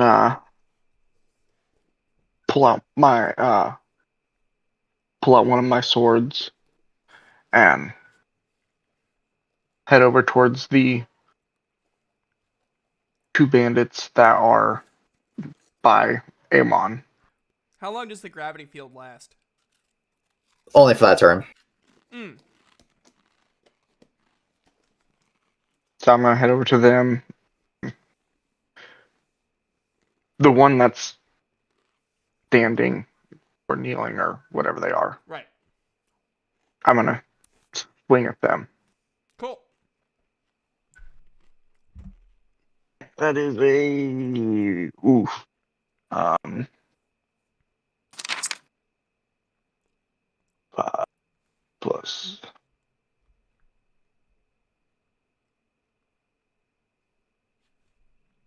Does a 12 hit? It does not.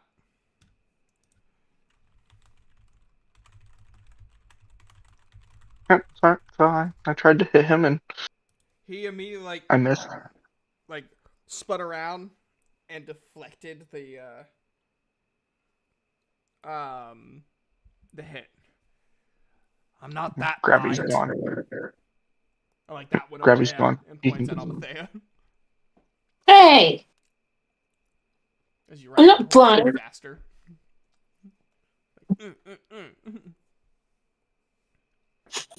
That's all I can do.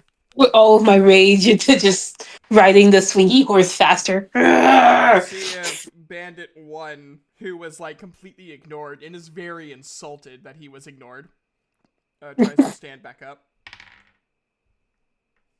He actually does! Good for him.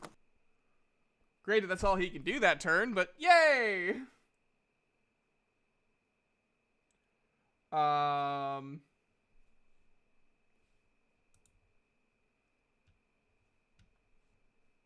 Let's see.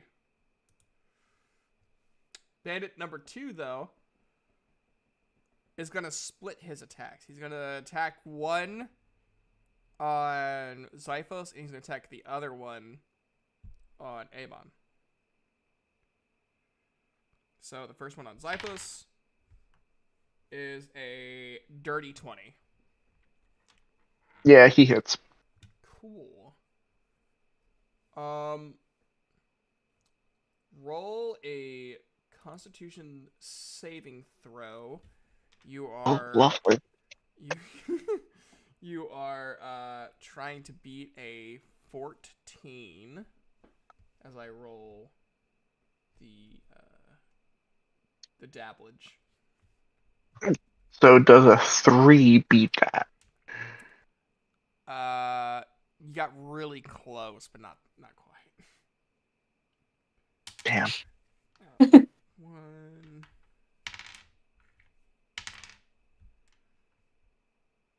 Well, shit. So you only take 7 damage. It's a 1d4 plus 2d6 plus 3. And I rolled a 1, a 1, a 2, plus 3. So you only take 7 damage. Okay. Alright, his next one goes after Amon. Hey, Amon. Yeah. Does a 10 hit? No, it does not. The exact same number. We could easily talk this away that he attacked Zyphos, and then when he turned around to attack Amon kind of saw it coming and just backed up. Yeah, yeah. His temporal awareness kicking in. Yeah. Almathea, it's your turn. Okay.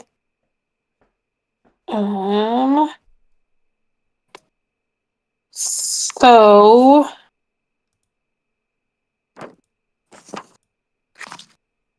the bandit that just attacked, that was all mean and snippy. Mm-hmm. She's gonna throw an ice knife at him. Oh god.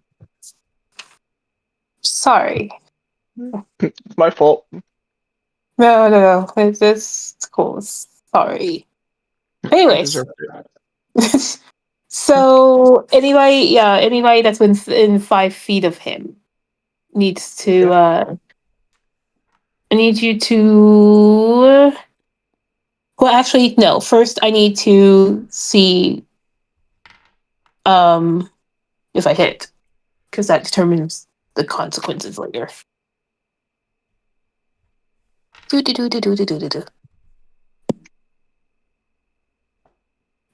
Wait, hold on. I need to consult my character sheet. That's a good thing to consult. It is a very good thing to consult. It's yeah, very useful. It is. A little bit of a stroke going on, but it's fine. Yeah. Does a 15 hit? It does. Cool. So then he needs to take 1d10 of piercing damage. Correct.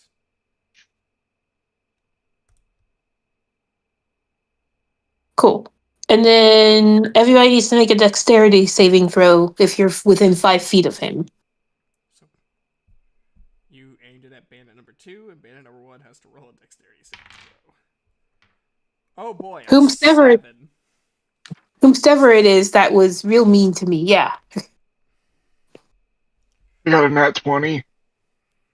Which I think does not Zyphus avoid all also, because he damage. was. Yeah, because Zyphus also was there. So Zyphus and the 2 bandits.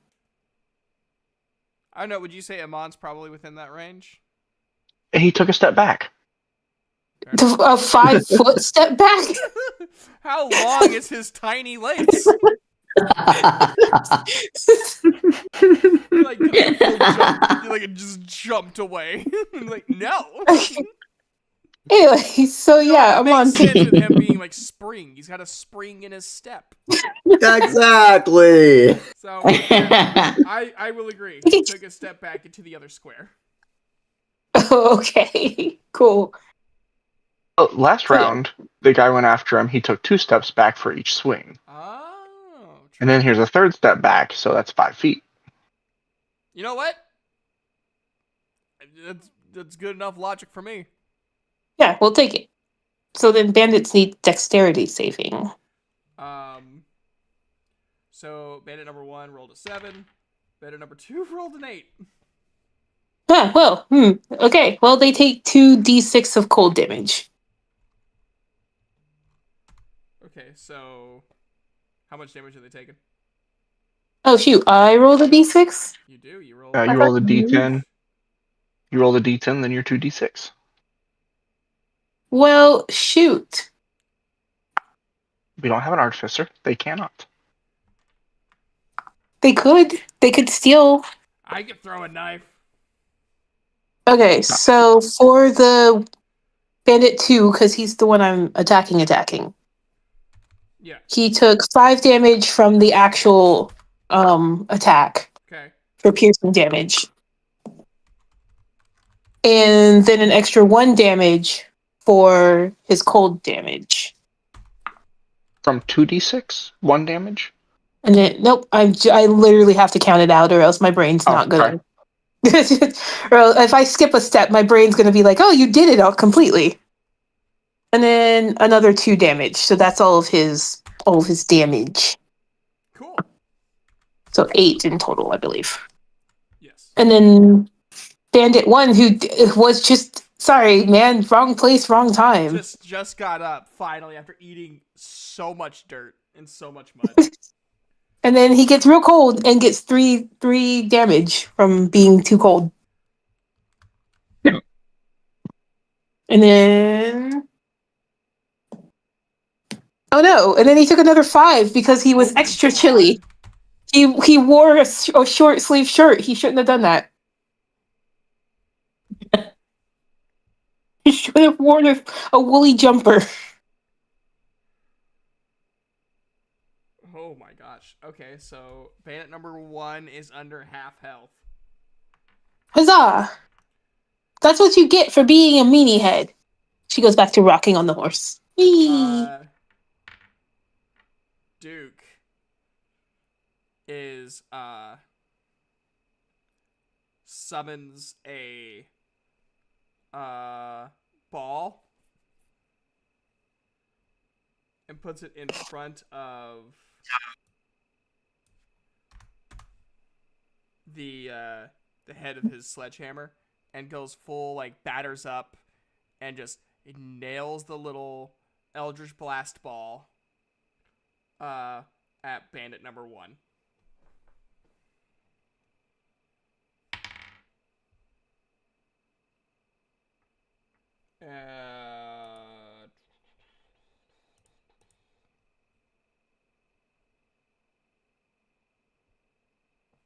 And misses. Barely, but misses. Like a distant tree, you just see like a thin tree in the distance go yeah, just fall over. Ah, shit. Sorry.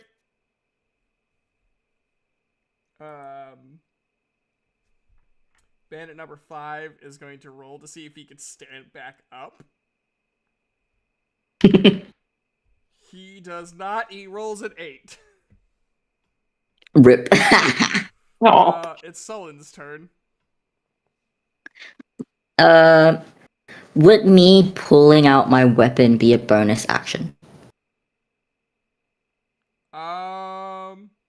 Yes. Okay.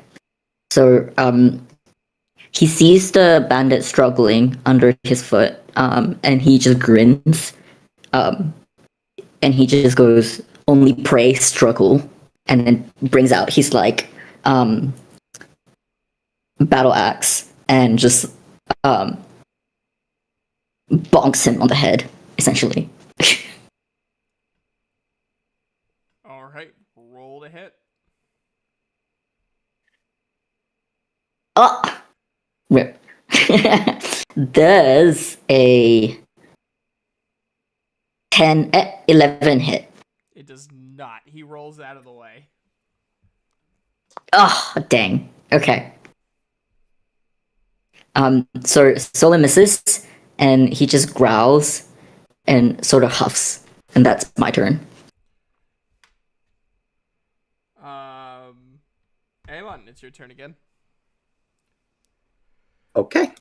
I turned to Alethea. It's like, hey, you think it's been cold enough for him? I can make it colder.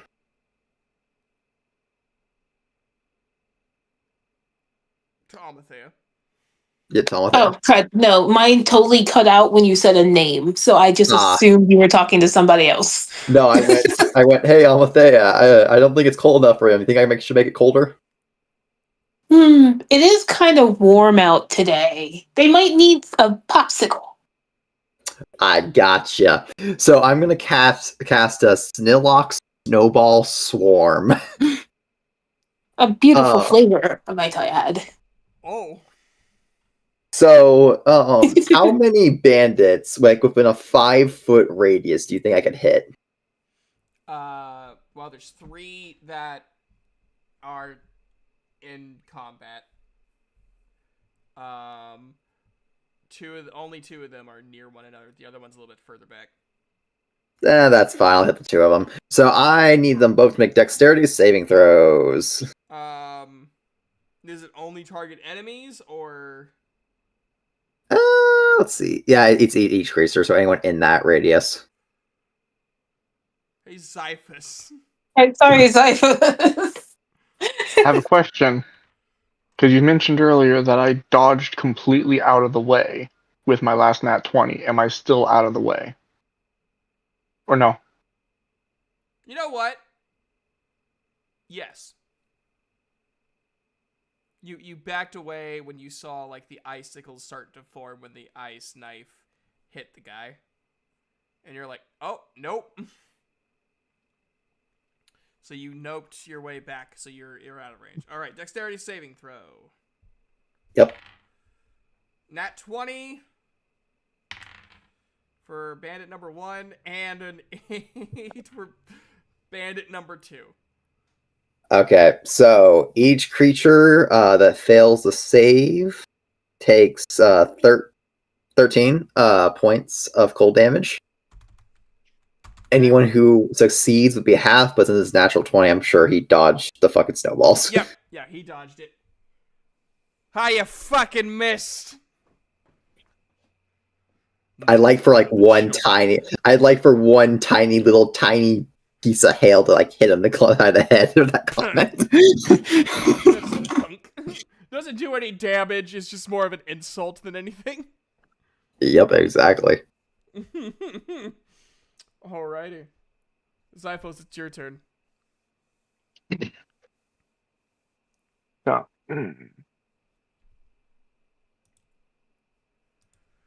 the guy that just dodged out of the way, I'm just gonna go through and go after them with my sword now. The other guy's been suffering enough. Fair enough. That is a 19 plus. So 24? Does that hit this time? Yeah, that definitely hits. They only have an AC of 14. Alright, and short sword is D6, right? Yes? Yes.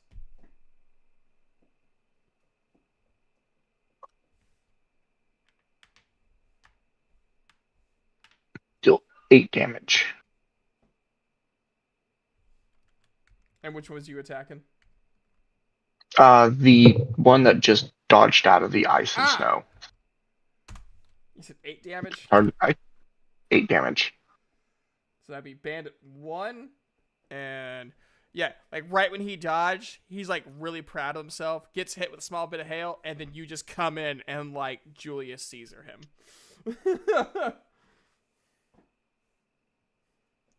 Oh no. He's not dead, but he's not doing too hot. He's got 9 health left. One more ought to do it. Unfortunately for you, you're within 2 poison knife range. It's his turn next. Unless you're No, not I'm done. not. No, I'm done, but I'm not in range. I am, but I'm not. You'll see. Okay. Does a 16 hit?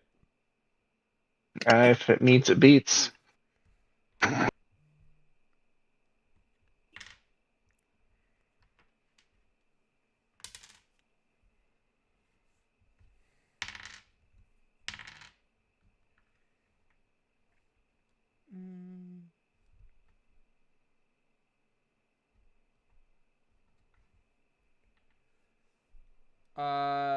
Do a Constitution saving throw.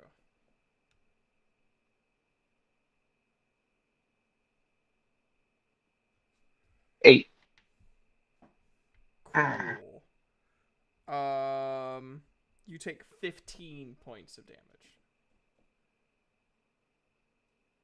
7 points of piercing damage, and 8 points of poison damage.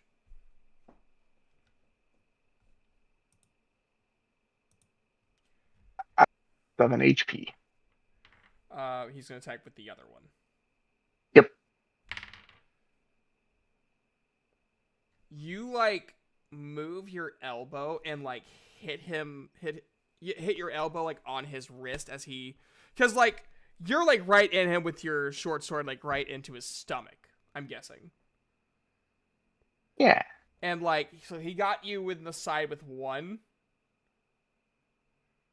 And like he switched it to like the icicle position and stabbed you in the side with one, and then he went to stab you with the other, and you like hit his wrist with your elbow and making him drop his poison dagger. So both of you are not doing so hot. Bandit number 2 kind of like spins his poison daggers and like knocks the ice off of him, and like he's like chattering teeth like, did you thought you could stop me with some frozen water? You're wrong. And goes to strike Amon. Oh my god.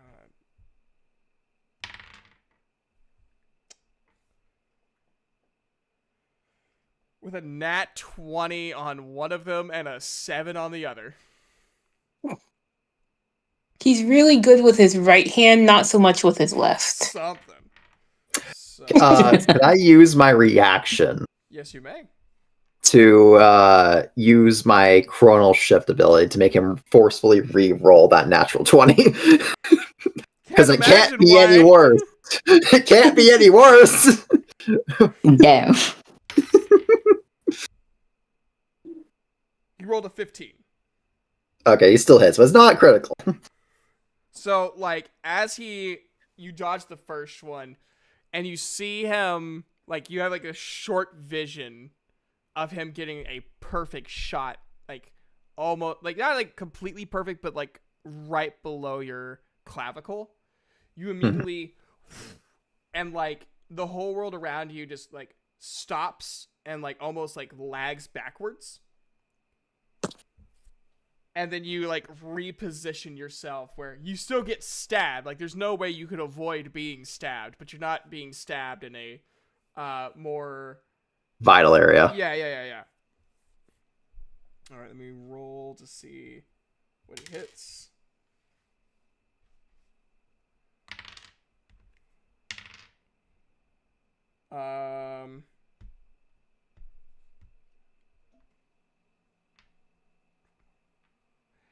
You take 13 points of damage, 6 poison, and 7 slashing.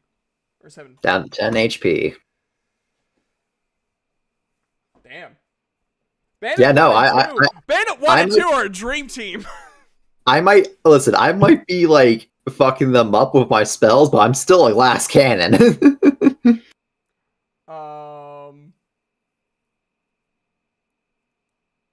So, yeah. Almathea, it is your turn. Okay. So, which one's the one that just Bandit 2 is the one that just attacked? I forgot the character's name. I'm sorry, Maniac. Amon. Amon. There we go. Which is silly because I have it written at the top of my paper right now. So that's just silly. I went to go write it at the top of my paper and it was at the top of my paper. I'm gonna go and throw one of my daggers at him. Not Amon, but at the bandit dude, because he's mean. Throw it at Amon just for the fuck of it. I want to see that spell again. Do it again! I can only do it once. But no, I'm gonna attack the bandit dude, Okay, cool. the would-be kidnapper, with my dagger. Roll an attack check using your dexterity modifier. Dexterity modifier. So I got a 16. That does hit. Huzzah! I believe it's 1d4 of damage. I Correct. believe. 1d4 plus your dexterity modifier, I think.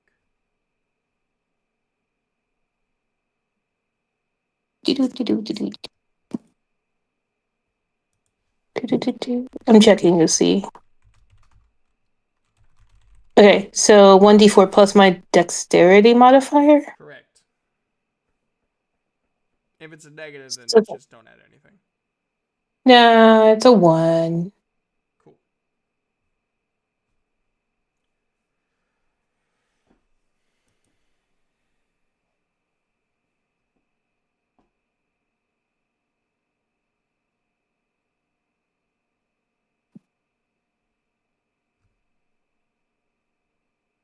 Oh, I'm all done, by the way. Oh, I don't have, how like, much extra. did you roll the action. damage? Yeah, it's a 1. So, what is there any, or is it like a +0 for your dexterity modifier? No, that's what he gets 1 damage. 1. I rolled a 2, my modifier is -1, so 1.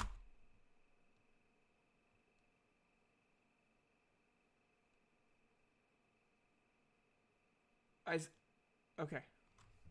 You told me to roll a d4. Yes, and I said if it's if you have a negative modifier, just don't add or take away anything. Oh, I thought you meant, like, if the ending number would have been negative, to not add or take away. No. Oh, your well then modifier's he gets. Oh, okay. Well then he gets 2. negative. Cool. Well done. Not really, but okay, thanks. I mean, any damage is good damage. I guess. He has 10 hit points left, so you're doing good. It's Duke's turn. Duke shoulders his sledgehammer. Hey, Xiphus. You want me to help you out there, or are you good? I could use a little help right now. You know what, buddy? I think for you, I might just help you.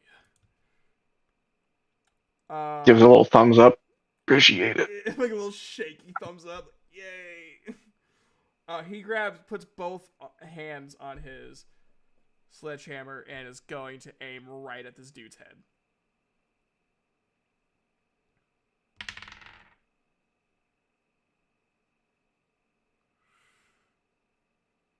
Well, that's unfortunate.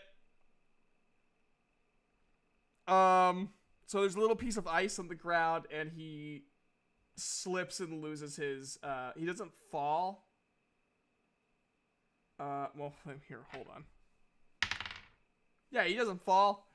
He rolled a nat 1. He doesn't hit me, does he? No, he doesn't hit anyone. Oh, good. His attack has been moot.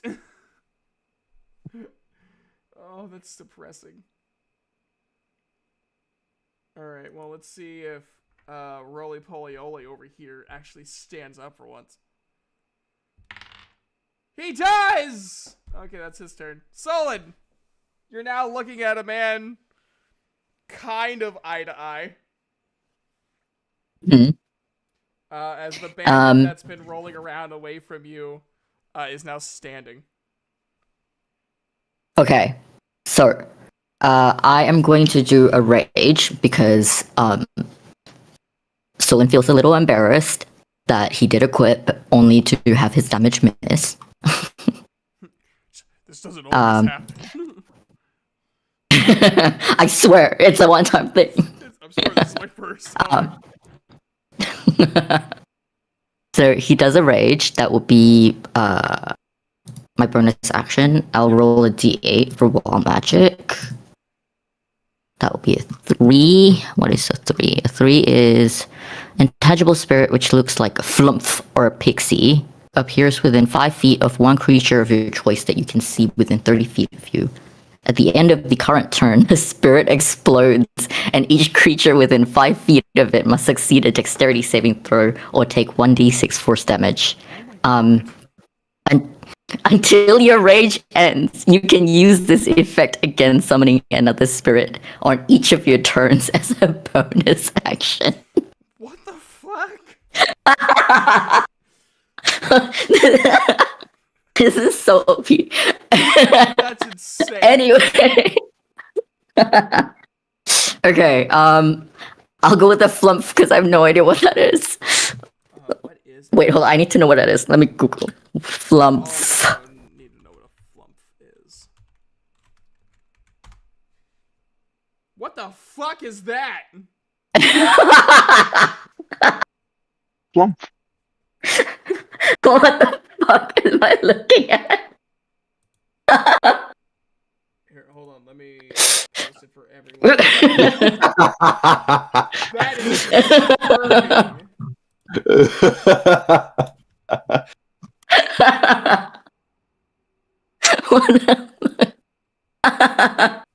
This is Okay, I'm definitely going with the flump. I'm posting it in the image chat so everyone can see what a flump is. That is a flump. I've seen this anime before. I know what happens. Oh, it's adorable. Or Austin. Typhos is probably tripping because of all the poison in his body. And he's just like, what the fuck? Seeing a little tentacle monster. When did that show up? Yeah, thinks he's dying. Thinks, is that what God looks like? Which God? Oh my god.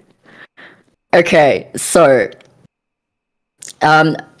who where are all the other bandits? There's 2 more that's alive. That's close-ish to each other, right? Yeah. One Yeah. of them. Okay. Well, not 5 feet. They're a little bit further away now. Okay. Pretty much the one that's facing you is probably the best one to go after. Okay. It's smarter than you. So I'm looking at the stat Who? block of Flump. Strength is 6. oh yes. Dexterity is 15. Constitution is 10. Intelligence is 14. Wisdom is 14. Charisma is 11. This thing has more charisma than you. I don't know how I feel about that. I mean, tentacles are popular for a reason, I guess. It's the charisma. It's the charisma. Tento charisma. Okay, so I will within 5 feet of one creature. So if I put the spirit right next, not next to, like at 5 feet ish Yeah. away from the guy that's in front of me, is that enough to reach the others? No. Okay, You're that's about fine then. 15 I'll just put him next to. You're about like 15 feet away from that side of things. Ah, okay. In that case, I'll just have. I'll just put the flump next to the guy that I'm fighting in front of me. What are you gonna do about it, big? What the absolute shit? And he, Solon, I forgot his name for a second. Solon has no idea what is happening because he's never done this before, but he knows that it comes with his wild magic. So he looks at the flump and then he looks at the bandit, and then you just see a grin just like form on his face, slowly. And he will, for his action, attack with his battle axe. Okay. So that would be a. Because I have rage, I can roll with advantage on attack because that's strength. Yep. Yep. Oh dang. That is a 23. Yeah, that definitely hits. Yep. And then the attack for the battle axe is 1d10. I'm not gonna do the fire just because he hasn't turned that on yet. Right. Right? Yes. Okay. So I'll just do the 1d10. Okay. That's 10 plus 6, so that's 16. Plus, it's melee, so that's 18. 18 damage. Oh my god. Okay. And then you'll. And Flump Big don't go orc. boom yet. Flump not even boom yet. Flump's just there. Hello. I am Flump. How are you all doing? Jolly good. Jolly good. Yes. Yeah, you like swing the axe at this guy's like arm, and so like one of the poison daggers drops, and his one arm is just useless. Good. Cool. So what do you have Flump Great. fucking do? Okay, so Do you want me to say Flump will. Do you want Flump's stat block? Uh, You know what he does. Yes. Cool. Here is his stat block. I DM'd it to you. Ah, perfect. Let me see. So he's able to do an action on top of exploding. Is that it? I can say he can. I don't see why not. Okay. Cool. He's there for a reason. That's true. Okay, so let's do.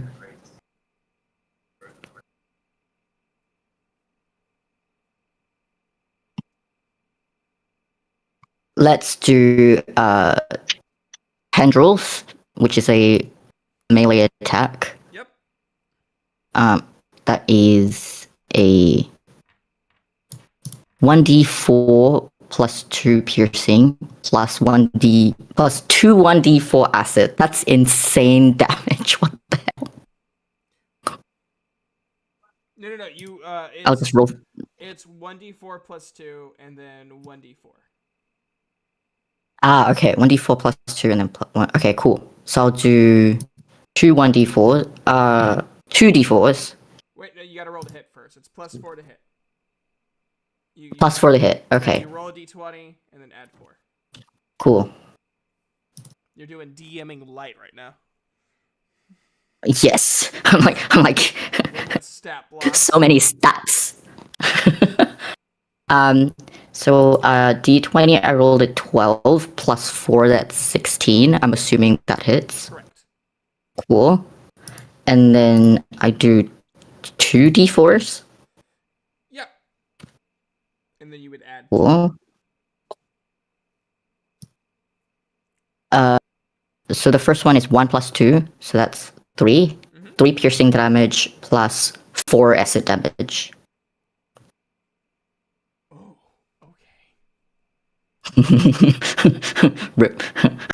He's still alive, but he's got the lowest health out of all of them, which is funny because before this turn he had the highest by like a big margin.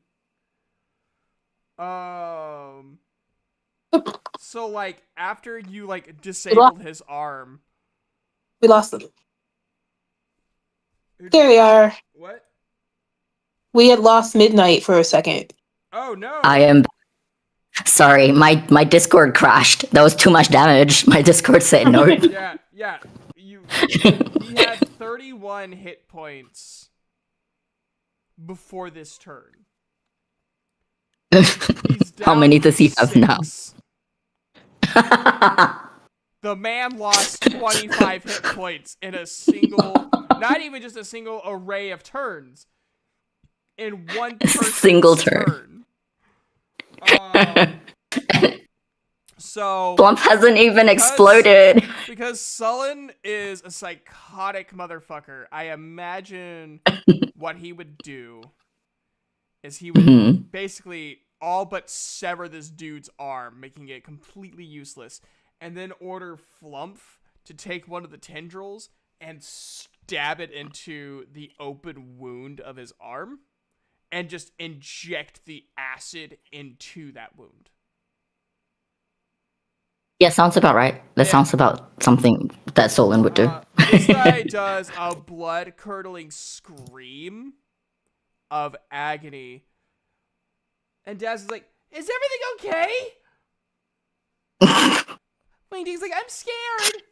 Waking up from her. Solon forgot. Fine. Why is Solon's so someone in his head. screaming?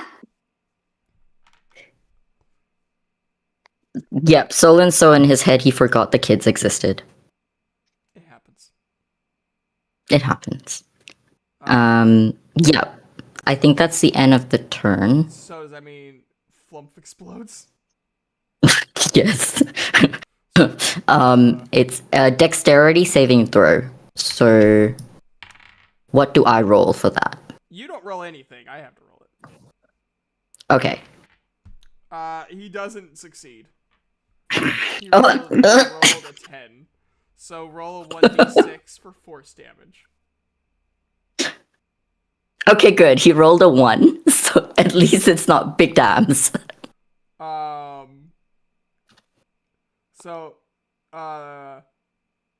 Flumph, like, grabs a hold of the dude, and Mm-hmm. it's not a huge explosion, just a nice, strong poof. And the dude's, like, disoriented a little bit.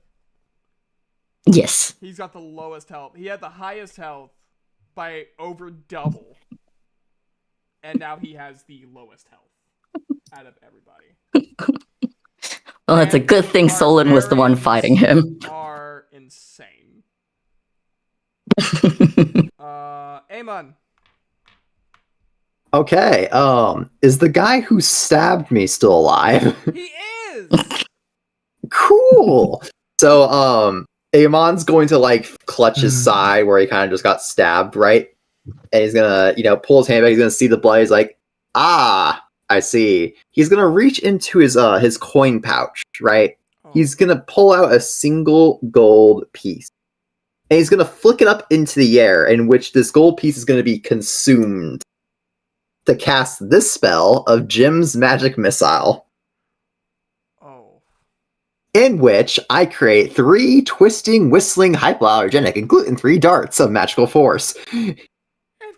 And yet, that is per the spell description, mind you. So I need to make 3 different range spell attacks. So I'm just gonna do this one after the other. Cool. All right. First one. That's gonna be. Do I add my spell to this? It does say make a ranged spell attack, so I'm gonna assume yes. Yeah. So that's a unnatural 20 to hit. That definitely hits. Okay. Let me roll my d4s. So that's gonna be 6, 8, 9 points of damage on that first dart. Okay. And by the way, as I'm firing these darts, I imagine he has like a finger gun going bang. So I got a question. Yep. If he takes away all of the health, I can just keep firing at other targets. cool. So that guy's dead. Cool. Oh wait, no, he's not. He's got 1 hit points left. I'm looking at the wrong. I'm shooting him again. I'm looking at the wrong bandit. All right, there's a 17 hit. It does. I'm not gonna roll because I'm gonna be honest with you. The damage alone is just gonna kill him. Yeah. Cool. So bandit And- is the and- next one up. And does an 18 hit bandit 1? It does. Okay, cool. Oh, this poor bastard. Okay, 13 damage. He's dead. So, Xiphos, you hear like 2 thunks behind you, like 2 thumps behind you, and you hear just like the guy groan, dying, and then you look up and you just see another dart, another like magical dart, go right into this dude's like forehead. A gluten-free dart, mind you. A gluten-free. It's healthy. That's hypoallergenic. It's healthy. No one's gonna be sneezing. He does catch a bad case of death, though. So both blades are like out of your wounds. With that, the blade he had in me, since I assume it's going to my turn next, Yeah. I'm gonna take that blade and I'm gonna use that for my next attack. Cool. And I'm gonna throw that dagger at the person by Saloon. Cool. Let's see. Okay, let's do this.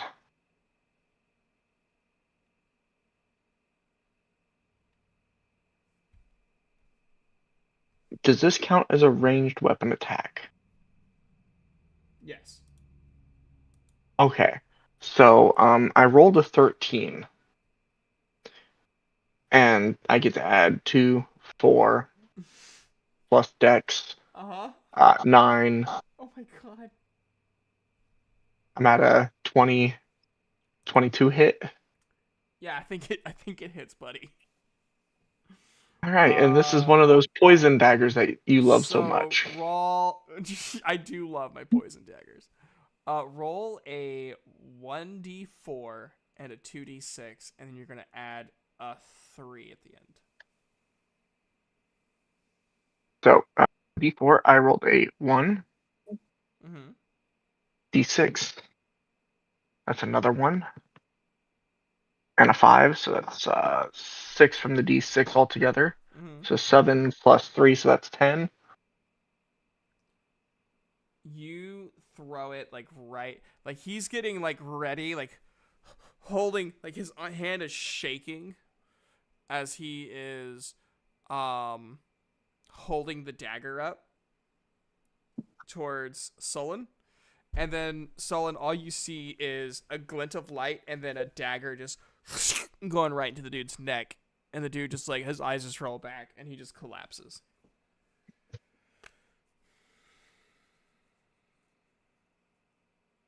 And that's it. He's dead. So you have 2 bandits still alive. The other 3 are in various levels of dead.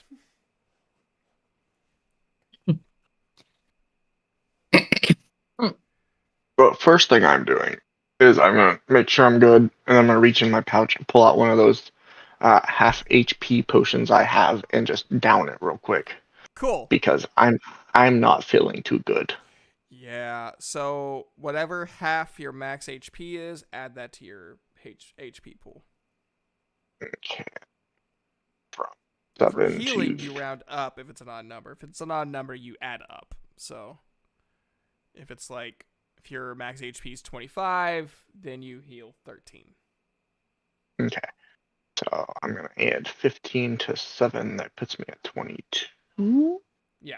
So you're still feeling a bit rough. The poison still kind of coursing through your veins, so you're still kind of like icky feeling, but you're not bleeding out anymore.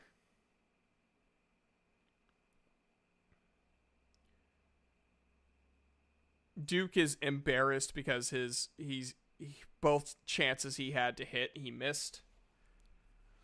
The kids are still like, they're not saying anything, but you can see your cloak. The forms underneath the cloak are shaking in fear. And Amathea, you're still having a great time. Mhm. Well, at least it's not. Well, and he looks over at the one Sullen was fighting. Well, at least most of the bodies aren't gory.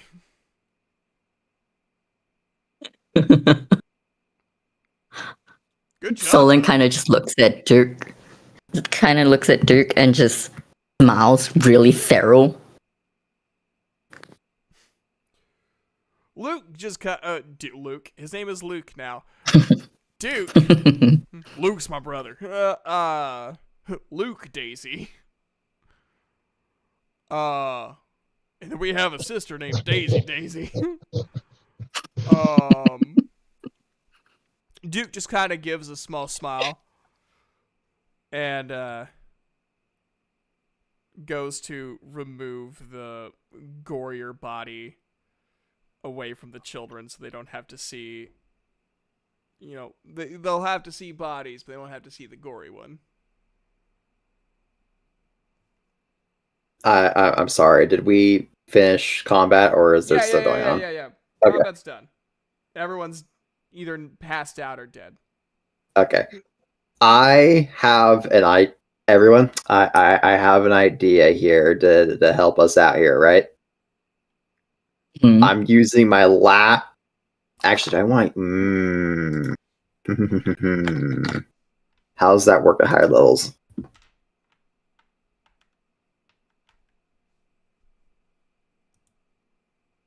I rolled an extra D.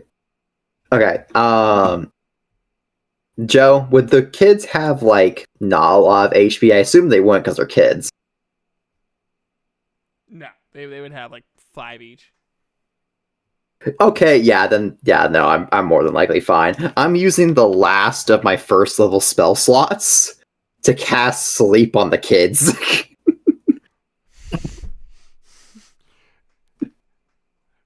So I'm putting the I'm putting the kids back to sleep. So you see the shivering forms, you cast the spell, and both the heads just go punk on the table. Effectively. Alright, kids are out. Get them away from the bodies. I'm gonna tie up the 2 bandits that are knocked out. I guess I'm gonna be the one to take care of the kids. Then I'm gonna like rip off a piece of my like my I guess my jacket, wrap it around my my cut, and then just take that coat that the kids were beneath and just try to carry them out of there. Ooh, bien. All right. So, about that time, the dude that you knocked out, Zyphos, is starting to kind of like wake up. What the hell?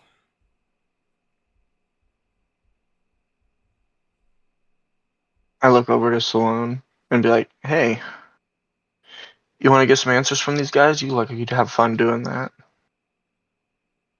Olin's still coming down from his rage, so he's very excited that you said that to him, and he's like, yes, absolutely, let me at them.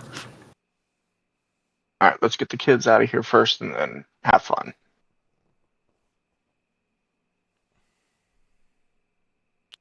You just said magic words. I'm already walking away with the kids, like still wrapped up in the blanket.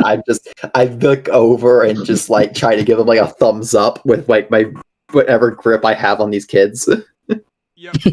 And Duke is helping remove the dead bodies and kind of moving them off to the side.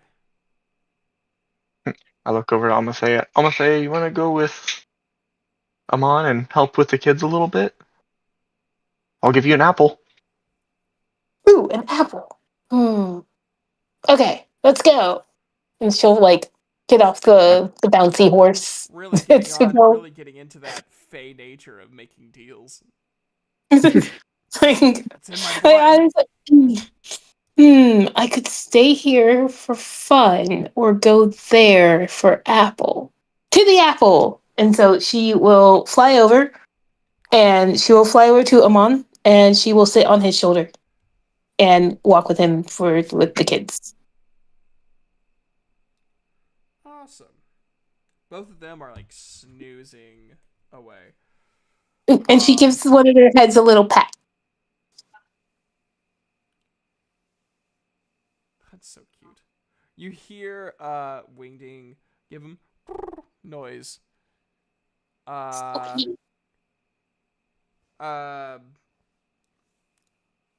And Desda is mumbling in Elvish. I know Elvish. What are they mumbling? I want to get up. I'm comfy and cozy.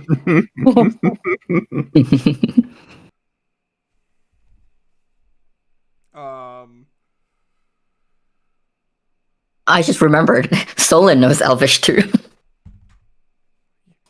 Solon also hears, "Mom, I don't want to get up. I'm cozy and comfy." Solon just snorts.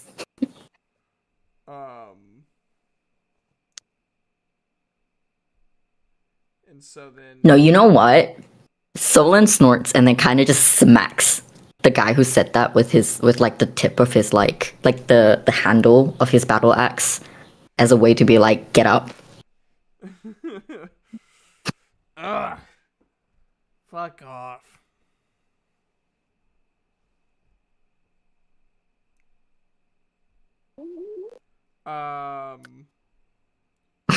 The other one is still waking up, like,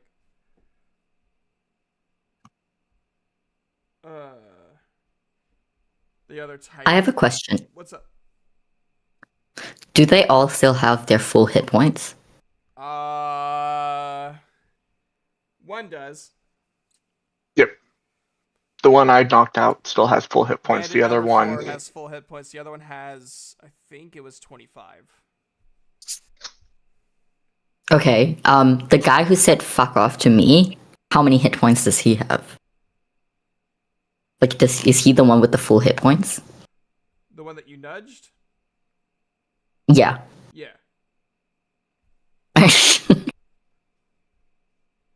So, I still have a healing staff, which I don't know that it is healing. I called the bonk stick. I think like 2 sessions ago. Nice. You did. And I used that stick as a way to bonk him. Yes. So Solon realizes he remembers that he has this magic stick that he got a while back, and he's like, now is a good time as any to figure out what it does. And so he grabs it and he just starts whacking the guy, a couple times. Okay, what kind of staff And was it? it was a healing staff. Healing. It's STAVE stave. Is that what you call it? Yeah. How you Yeah. pronounce? Yes. So it's a healing stave.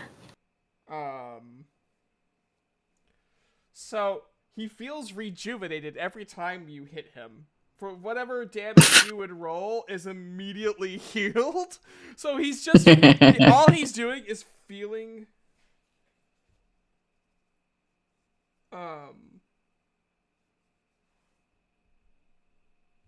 He's feeling the pain. he's feeling But all not of having the, any all of the lasting- pain, but he has no bruises or wounds.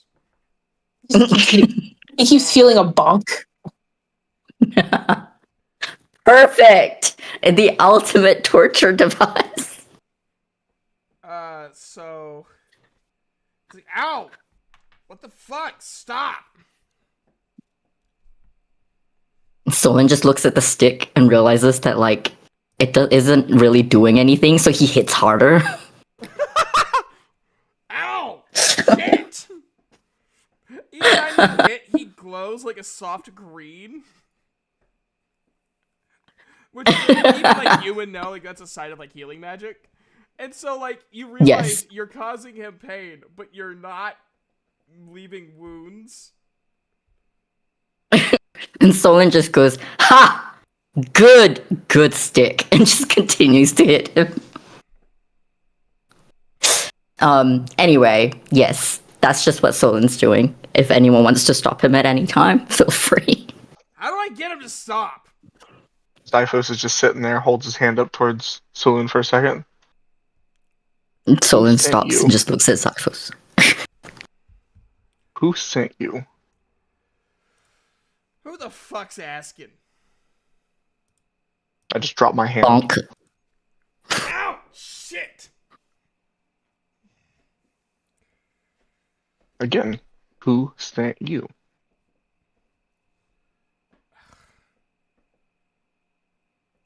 I'm not talking. They'll kill me, man. I'm sure we could do much worse. I just kind of hand gestured for the bonking to commence. Bonk. Bonk bonk. Ugh! Shit! I kind of do a small little glance down towards an area in between the legs that's unprotected. Solon sees where you're looking and just smiles. Like, there's fangs and everything all out. And just starts, like, bonking in the area. Ow! Fuck! Fine! I don't know, some douchebag noble who, he's from Orna, but he's fucking living in Dialmo. Or, not Dialmo, Daylin. Do you have a name? Stenson. Stenson. Do you know what his intentions were with the kids? Did you want to just ransom, kidnap, kill? Look, man, I like sleeping at night. I don't try thinking about what my clients want. What did he tell you to do? Told me to kidnap these kids, take them to him, he would take care of the rest. Okay. I don't know, these mage types, they just have a certain way of doing things. You know what I mean? And Zyphos just making a mental note of all the stuff, the name, fact that he's a mage, just getting as much information as he can to take back to the guild with, to give them information, see if they have anything. The other one starts waking up. Oh, boss, what's the hell's going on? Stupid, why didn't you stay asleep? Solon goes to the other guy and bonks him as well. Ow! to stop.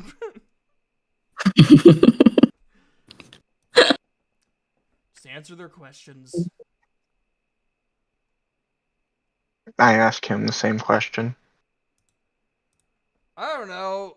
Some wizard guy, brown hair, green eyes.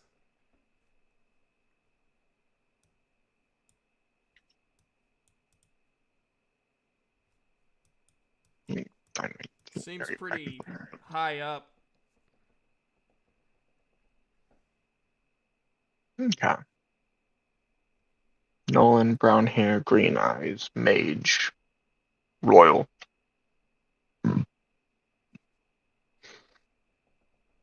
All right. Well, let's get these guys back to the guild so the guild can handle a little bit more. Oh, come on, man. Have we Information told you gathering. everything they want? Shut up. Just let them take us to the guild. It's a lot safer Let's there say. than not. The alternative is we remove the bunking stick and let him use the other one on you. Eyeing towards the battle axe. Solon just like starts chuckling really low. Just menacingly, just scary orc things.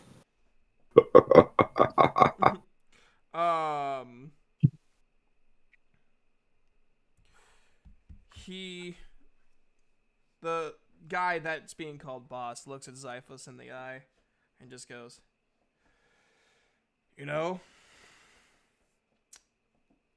if I was a smarter man, I'd let you.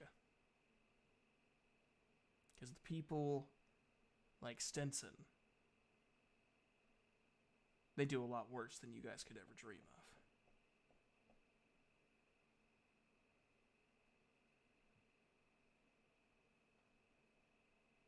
He probably already knows I told you.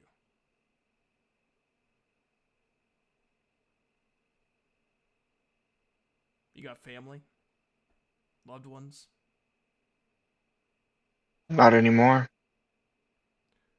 Good. What about big guy? What about the little ones?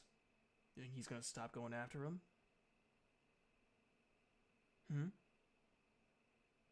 Solon just shrugs and just says, I'm alone. What about the little fairy friend?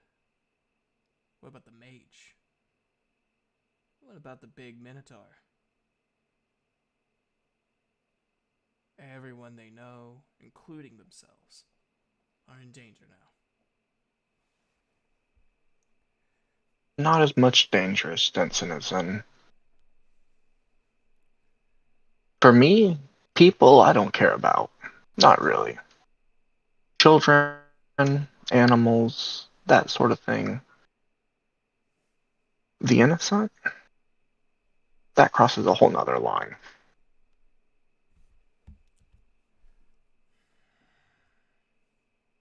Why do you think they hired, like, adventurers to watch kids?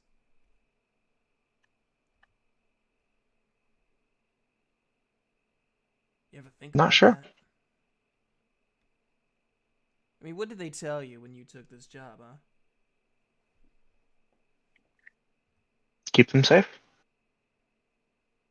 You don't think that's weird? You don't think that's so weird that a rich person hired an outside adventurers group? These people's got personal bodyguards, all that shit.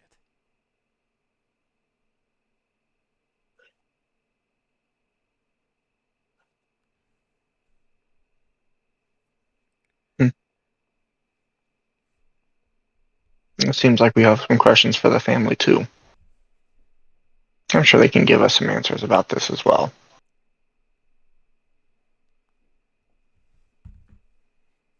Yeah. Whatever. About that time, a carriage showed up, and you see a high elf woman in very extravagant clothes walking right up to you, Amon, and you, Almathea. Oh, yes, my children. Ah, so happy to see them.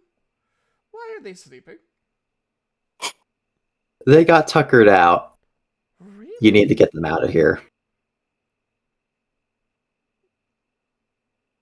Well, whatever is the problem? Group of 5 bandits is the problem.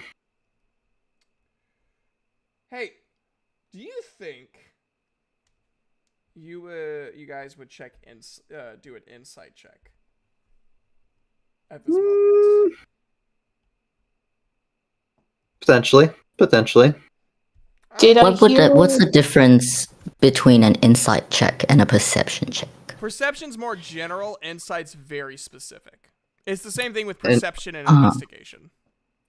It's like a gut Ah. feeling, than a perception feeling, I guess is the right way to put it. Okay. Maybe. Well, Did I you're hear not the there. conversation? You're a little bit further away. Then that's fine. Amon and Amathea are there. Yeah, I suppose I'm on board. Did I hear the conversation that was going on with the bandit? You did not hear the conversation, no. Then probably not for me. I wouldn't immediately think to check on her. Cool. So,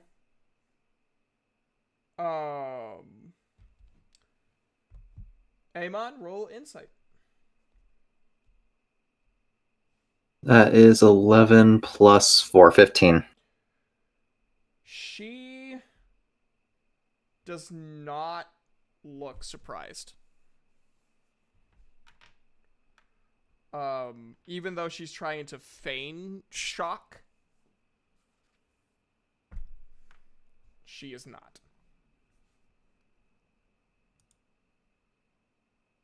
You're taking this remarkably well.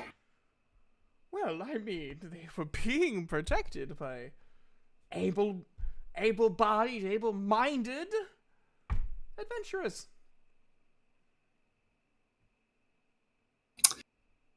I know a lot of mothers.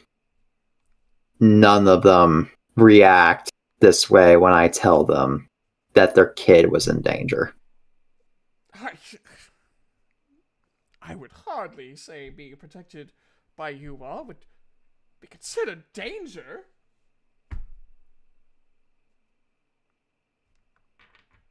But they were attacked. That's dangerous. Oh, Yes, you hired us to protect them, sure, in case of danger, but the danger is here. The danger could still be here. well, you know Like, how. at this, Go on. well, I was going to say at this point, Amathea would start getting suspicious now that it's being hinted at, and she would also start being suspicious. Okay, roll an insight check.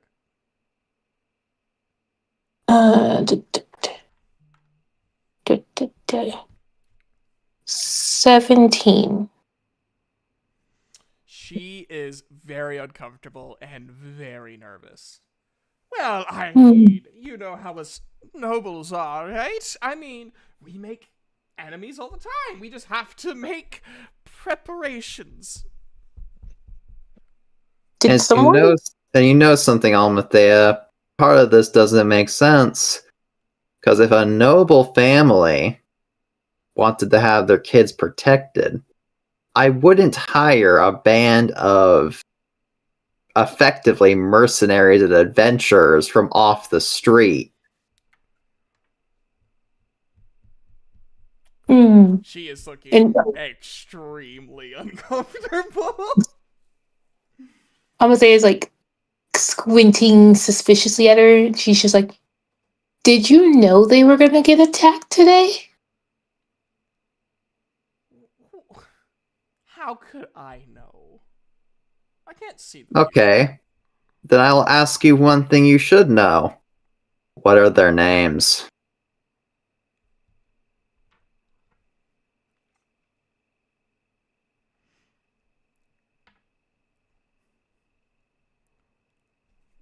Hold on. Took too long to answer, my friend. that's The silence. The silence is deafening. Dude, The silence. my brain did not know how to respond to that. Holy shit. Suspicious. Well, you know. Philip and Winifred. That's not their names. Oh, it's a pet name in our family, really. I'm gonna say like she doesn't do it, but she's highly suspicious, and she's like thinking about reaching for her other dagger while glaring at this lady. I don't think you're their mommy. Of course I don't think I so am. either. Why wouldn't I be? You don't know their names.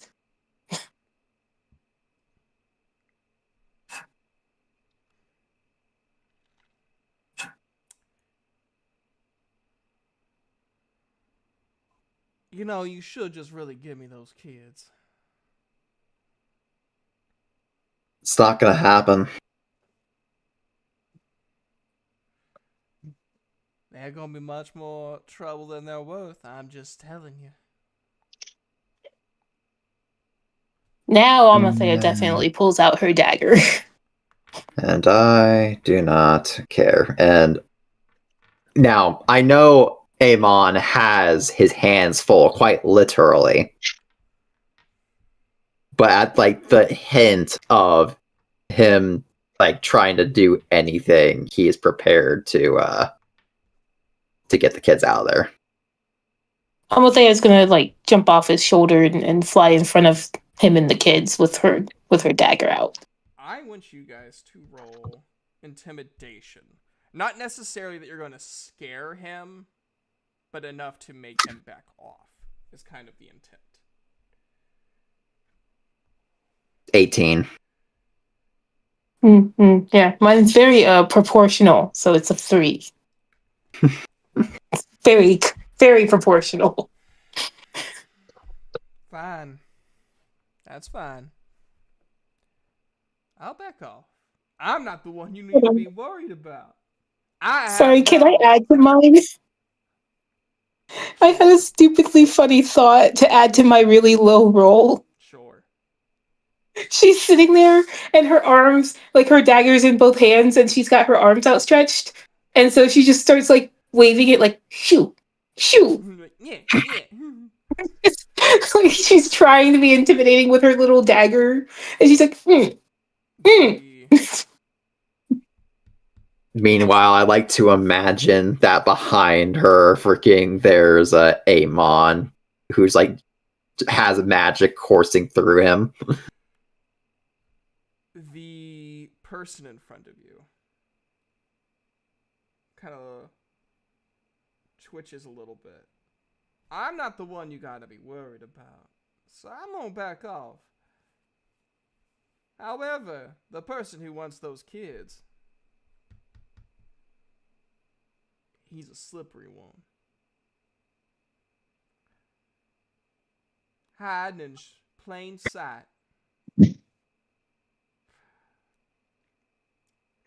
So,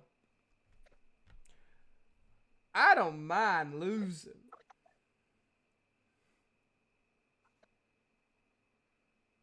He, however, he's much more of a pain in the ass, if you catch my drift. Terrible person to work for. Terrible. Then why work for him? Ah, well, when you have a bad enough reputation like me, you gotta work for anyone you can.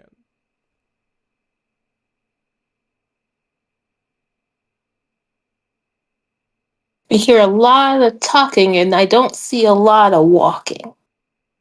I'm Away. on the way.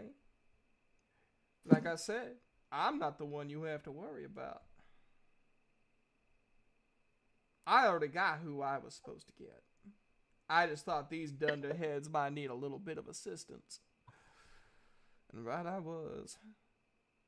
But, alas, I bid you all adieu, and I'll see you down the road, I'm sure. I wait for him to leave before I tell Almathea to go get the others. He gets in the carriage and he hits the top of it, and off the carriage goes. At which point, then I guess I will fly off. But I will ask, like, but what about you? Because you have the kids, and you could still be in danger. I can keep the kids out of their reach long before you guys arrive. Okay. And she'll fly off to go get the other two. Guys!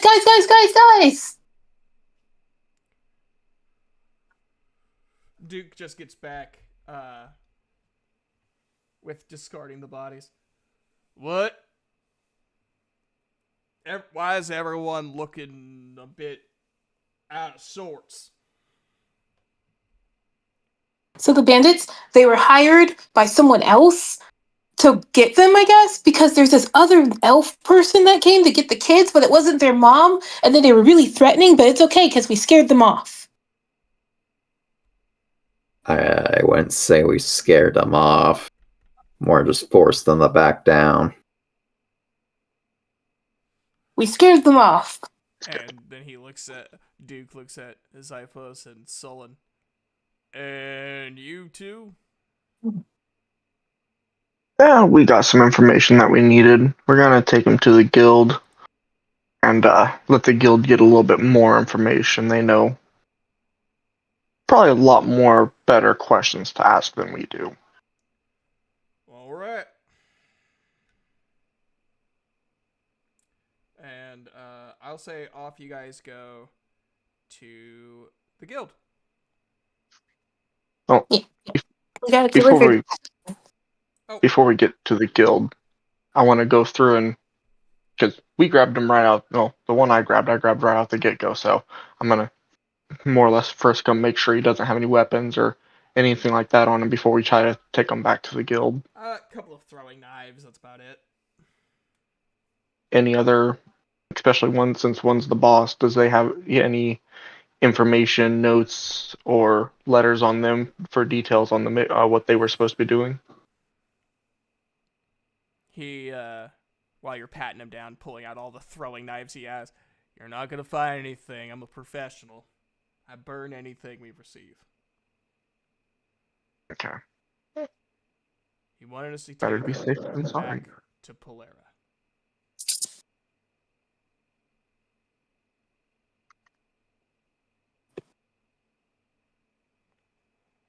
Okay. We're dead And then men we- anyways. Take them to the guild. Cool. So you guys get back to the guild. When you get back, you see the dwarf looking extremely crestfallen. Eyes are red from crying. While giving a report to SW77. As you guys bring back the kids, his eyes light up, says, "By the gods, they're alive!" And like, just practically falls at your guys' feet in just relief. What are the names? Right. Wingding and Dazda. I immediately set the kids down. And he just holds them, I mean, close to him.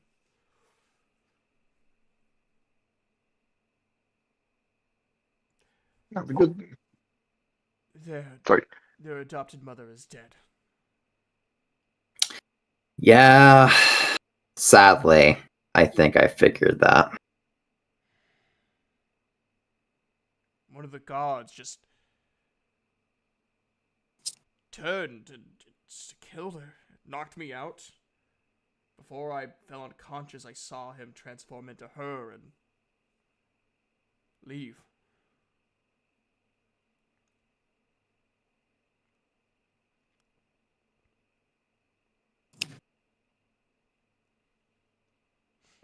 I go through and have one of the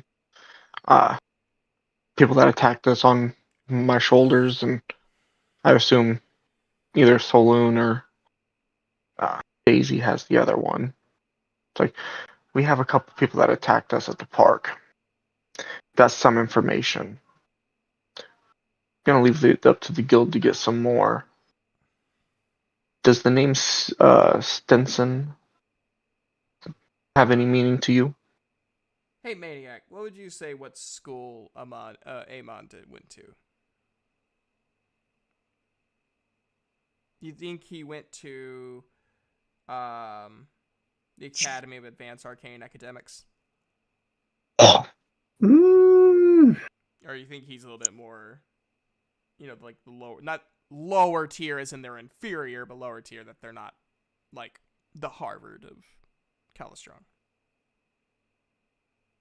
considering his nature, I'd say he probably just would not have made it very far in the academy if he went. So I'm just gonna say he probably picked up stuff as he carried on through life. Okay. Gotcha. Do you think he would know, like, the higher arcane family names? He'd probably be able to like identify them, yeah. Okay. Like at least he would have probably heard of them at some point. Yeah, roll a history check to see if he is in the mind enough to pull that knowledge out. Natural 20, baby. Really? Holy shit! Alright. If you want the exact number, it's 27. Because he's proficient in history. So, now whether or not you want to share this information, I'm going to type it to you. Okay. You share what you think he would find relevant to share.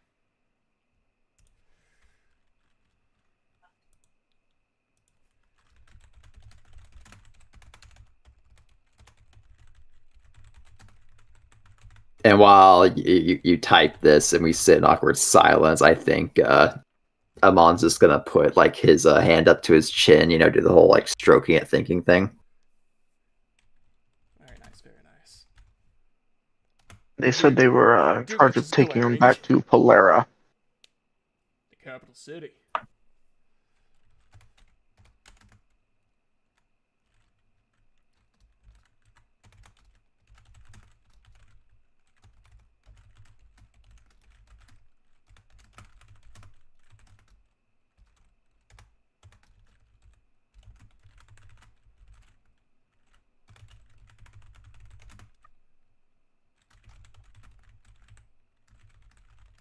I look at the dwarf and let him know, even though we were attacked, they shouldn't have seen anything. Oh, That will. thank the gods for that. And shortly after the battle, I used some of the remainder of my magic just to put them to sleep. If anything, you could probably persuade them that this was all just a nightmare, if absolutely necessary. Right. I will definitely keep that in mind.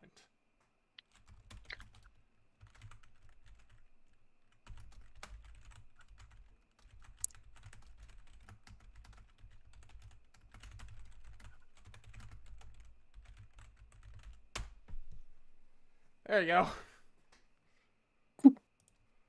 I'm also gonna have, while they're in the silence, Amathea also has her journal out, and so she's taking down her little notes. Duke is Stinson. breathing hard. Stinson. Familiar? If it's the one I am thinking of, I believe they're referring to Christos Stinson. Was a huge mage up in Orna. Moved to Dalen after some disagreements, I don't know. what kind, but there's been rumors that he's the true father of the Arcane Supreme. The little dorky kid? I mean, I never met the kid, so Oh, fair enough. maybe. I only met him through the Festival of the Hero, briefly, but...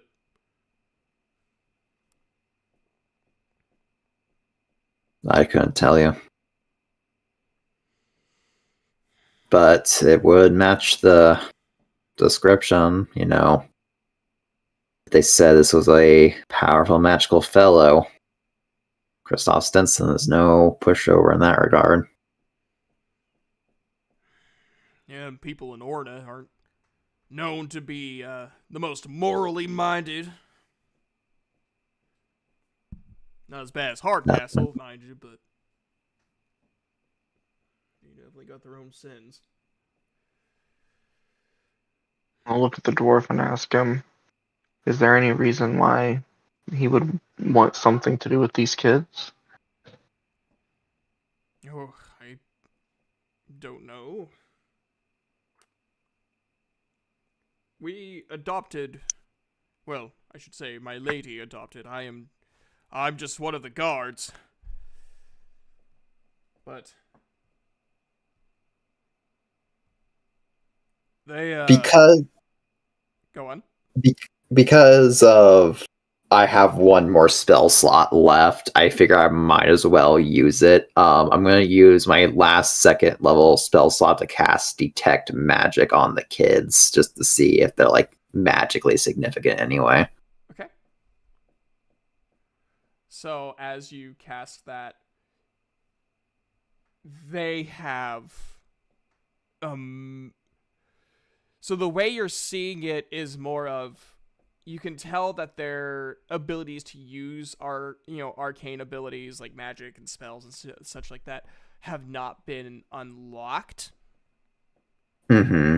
You see that they have a really deep pit of basically potential. In other words, for those that are like, what the hell is he talking about? Essentially, they're sorcerers. So they have a lot of magic inside They them. have I a imagine. lot of magic. I imagine it's like I like blink and look at him, and suddenly like staring at two suns. This is what I imagine it's Yeah, like. you're seeing Christmas lights right now. Like fresh, out of the box, fully functioning Christmas lights surrounding these kids. I blink a few times and I go, I have an idea.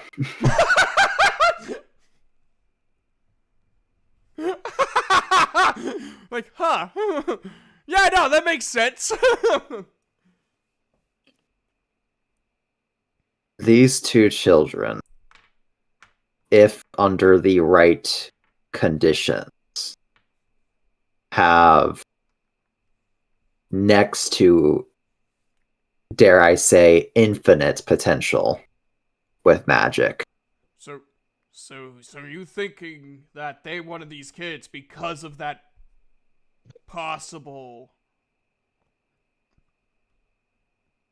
magic presence?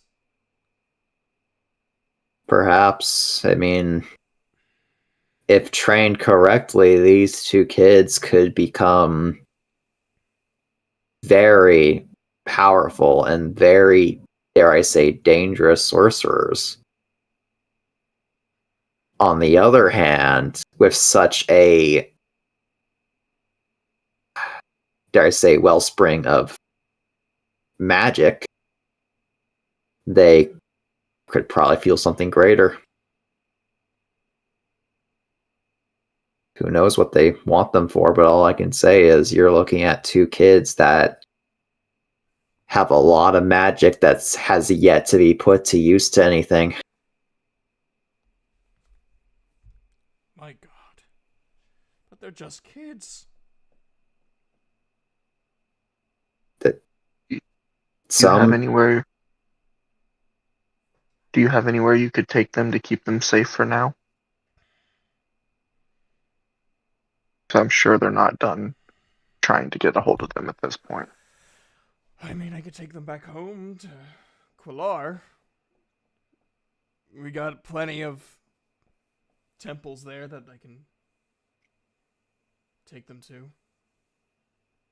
just don't want to abandon them.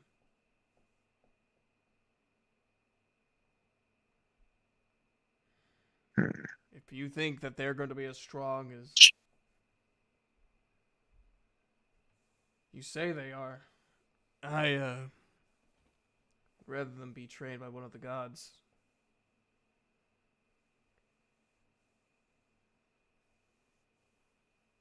They'll keep them safe. Safer than I definitely could. I failed them.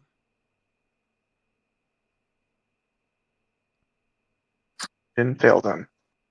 They are safe. It is rough, but they are safe. I wonder if that's what happened to their parents. Their biological parents. Perhaps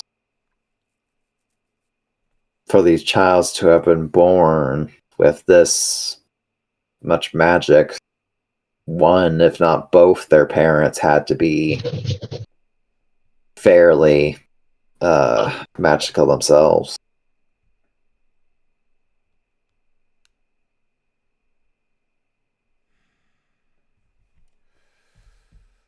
I wonder if Kristoff aimed after them too.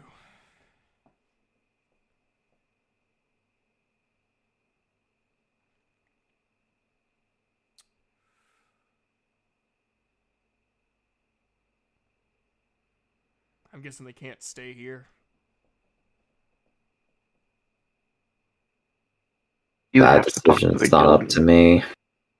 You'd All have I to talk can't- to the guild master. All I can say is, for today, I'm tapped out.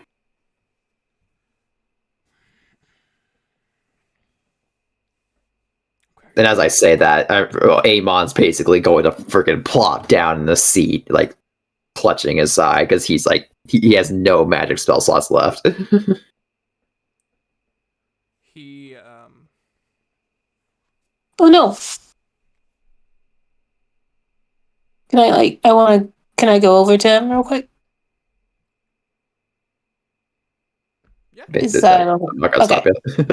cool? No, I was asking because like you were literally in the middle of talking when I said something, so I didn't know if I was interrupting. No, you're good. You're good. You're good. Cool. So then Amalthea can go over to him, and she will hold on. Let me make sure I do this right because I might be wrong. I don't know if I need to be in contact with you or not. Do. Yeah. Okay. So yeah.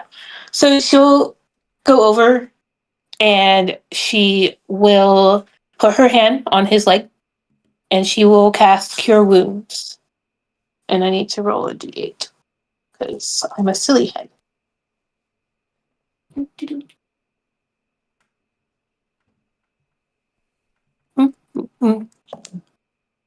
So you get. Hold on. It's a D8 plus your spellcasting modifier. Yeah, I'm looking for my spell casting modifier. It would be your wisdom. Wisdom Yeah. plus, yeah.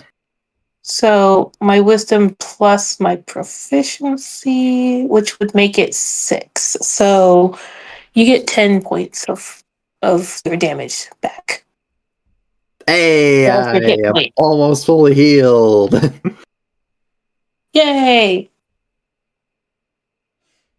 I did the thing. The dwarf nods his head and goes, I will take them to an inn. And in morning light we will start traveling to Quillar.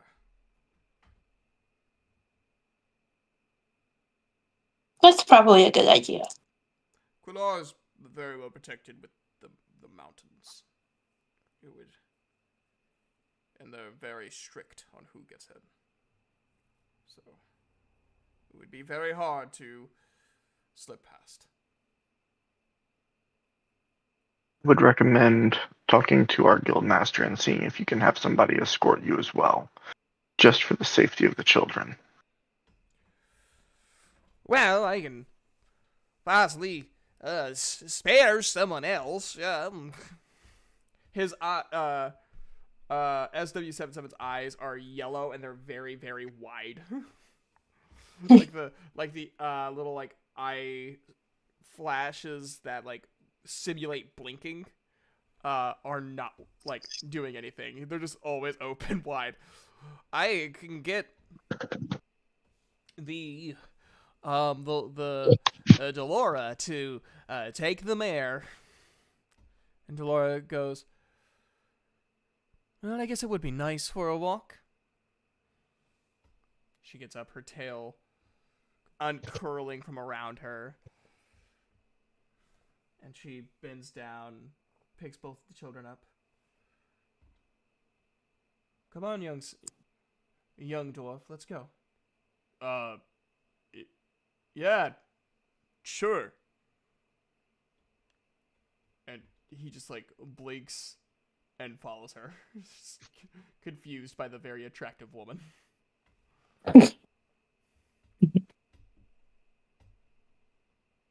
So what the fuck are we Safe doing? travels.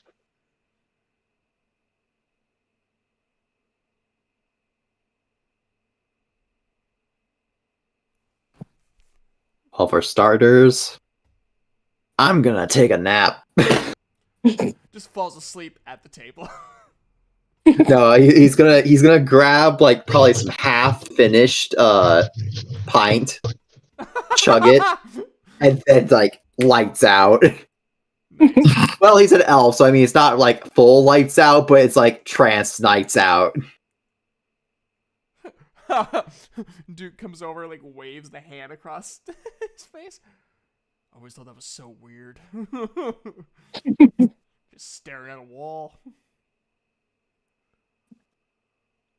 Well, he got stabbed. It probably hurt a lot. I'm gonna head back to my room, kind of process.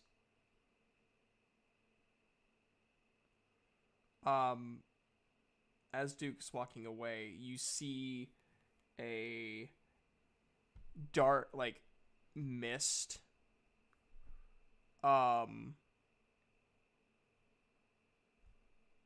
emitting from him briefly before he makes like a hissing noise and it sinks right back into him.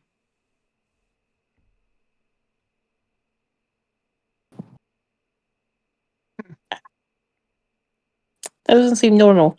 That was peculiar. Vicious. You didn't do that before.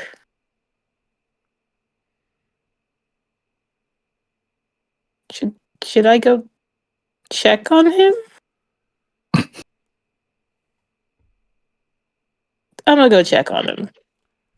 Something will fly after him to go check on him, also known as sleep in his bed because she just refuses to sleep in her own bed for some reason. And I will not interrupt that trend. As you go near his room, he's not yelling, but very aggressively talking to someone. What? What do you want me to do? There ain't a damn thing that I can do right now. Oh, you just think you have all the fucking answers, don't you? Well, maybe if you had all the fucking answers, you wouldn't be who the fuck you are right now. You would have gone to the afterlife like every other sad fucker. Yeah, go walk away. It's what you've always done best. And while all of the very mean yelling is going on, she had her arm raised as if she was about to knock and then heard the yelling. And she's just kind of standing there frozen for a second while she listens. she contemplates, should I go in? Because maybe this is him processing? But he sounds upset. So maybe he wants company and it would be helpful? Human emotions. Like, all these emotions. The curse. The I'm not curse human. of being She's- an anthropologist. Yeah, it's like all these emotions. Everyone has emotions. They're gross. But then she's like, all these emotions are complicated. And she takes a deep breath and she very gently knocks on the door. Duke, are you okay? Come in.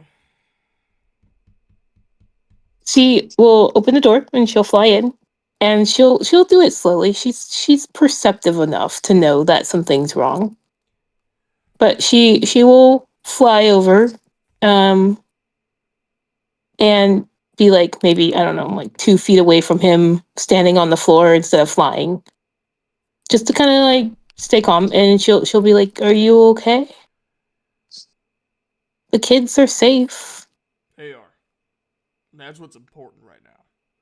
And his sledgehammer is like resting against the wall, and he is like glaring at it. That's what's important. She like looks at the sledgehammer and then looks back at him. You did a really good job. I didn't do a damn thing. You didn't get held at knife point. I think that's a good job.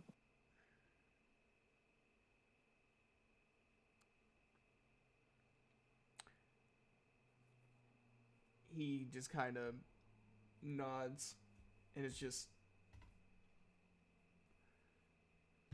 his fingers are like drumming on like the desk, and he's sitting near, and just every now and then just glances at his sledgehammer.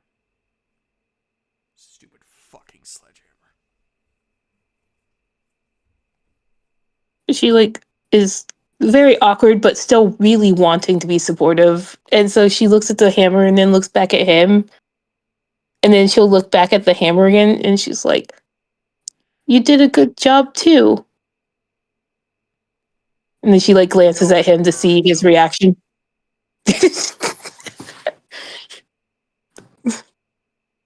Like, but I'll smoke up his ass, and he already has.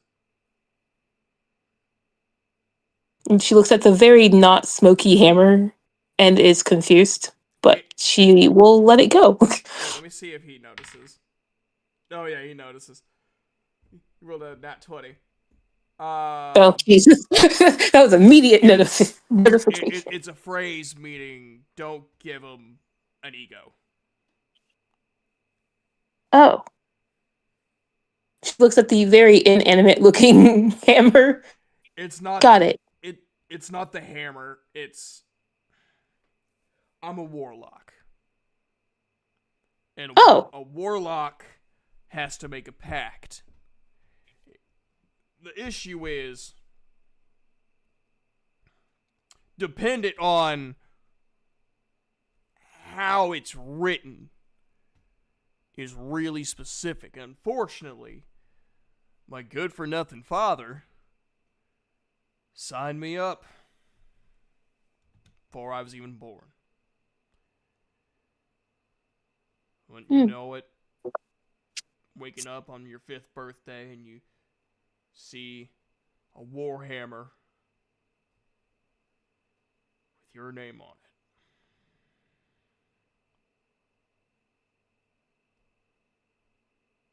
it. It was a gift from the patron.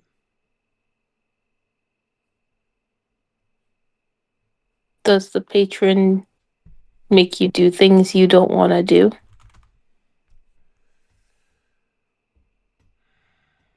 It's nothing evil.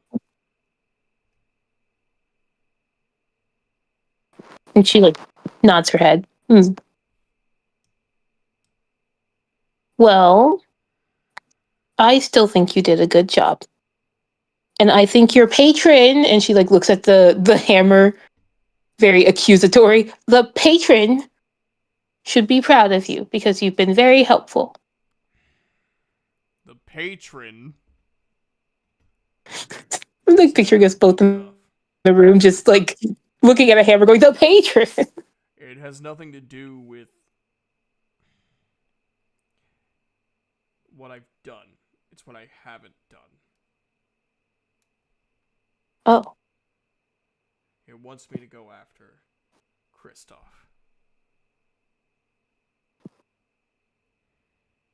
He and wants me to go after Kristoff. can I ask a question real quick, out of character? Yes, you may. Do we know Kristoff? No. Well, you Okay, cool. wouldn't. Okay, cool. I doubt anyone does. At most, people may have heard about him. Gotcha. Okay. So I was like, oh shoot, did I forget somebody? No. He Okay, wants me cool. to go after the guy who did this. Who tried to kidnap the children? Yeah, the one who paid for the service. I thought that was. Oh wait. Oh no, that was me. I'm dumb. Okay, never mind. Ignore me. It's like, oh wait, but that would mean you'd have to leave. And that's why I was yelling at him. We just met you. And then she turns to the hammer. No, he can't leave yet. He's our friend. Roll an Arcana check. Okay, okay.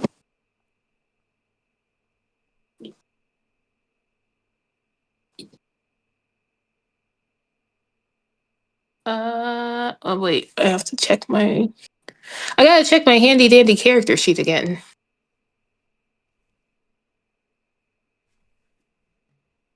I'm looking for Arcana. Yep. 13.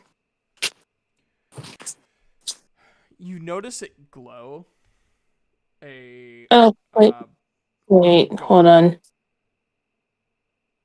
Nope, I'm wrong. 15. You really notice it glow.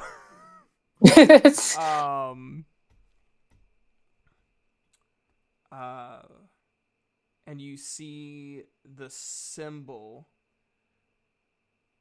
of the Realm of Order appear.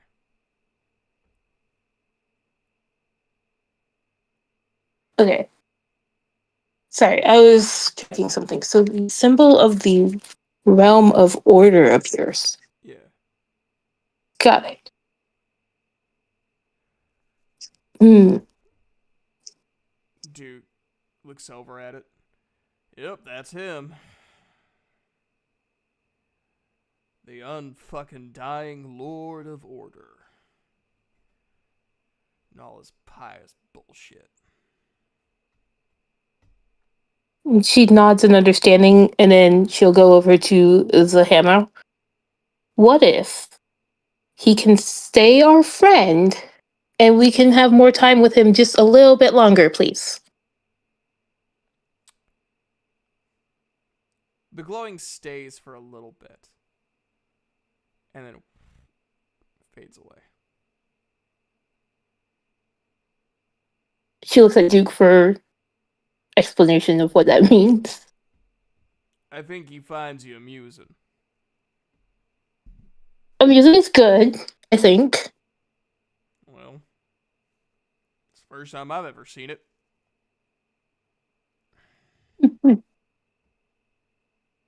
Does this mean you get to stay?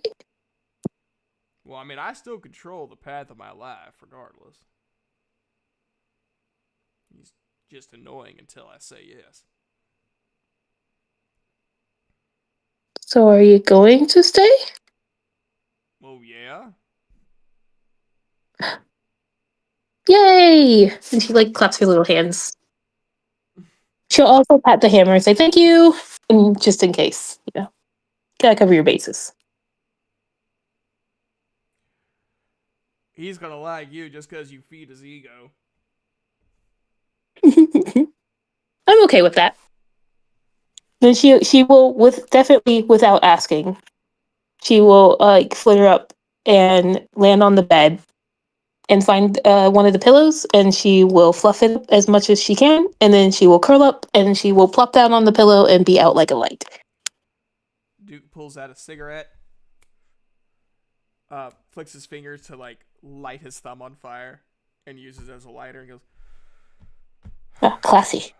"Fucking hell, man." And then back into the bar.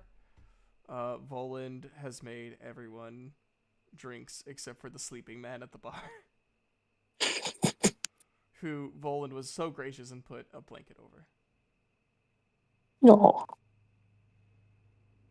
So, what are you two planning on doing? Now that you have seen the ugly underbelly of Calistrong.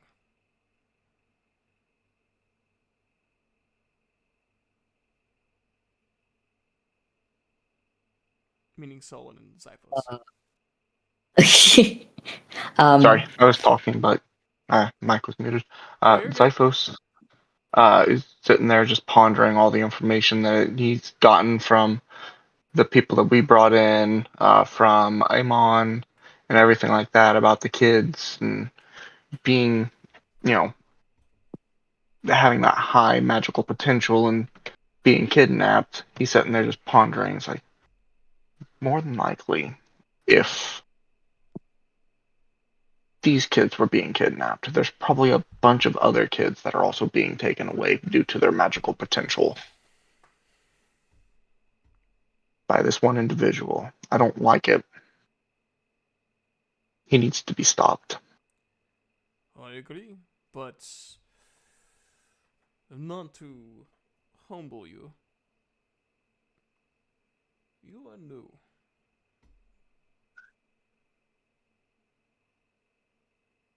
And he is powerful, if what is said to is to be believed. So what will you do about it, if anything?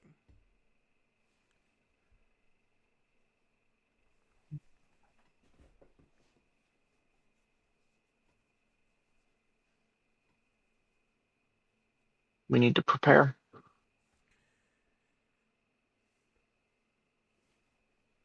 in any way we can. Good.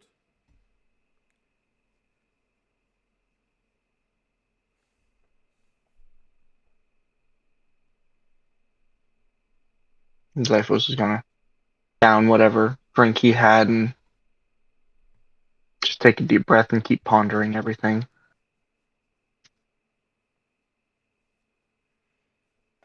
For now, I think you should relax and rest. The best you can. Take the other two quests. Show yourself worthy. And then make a decision. Yeah? Yeah. Zyphos gonna down that next glass and head upstairs and head to bed. Fantastic.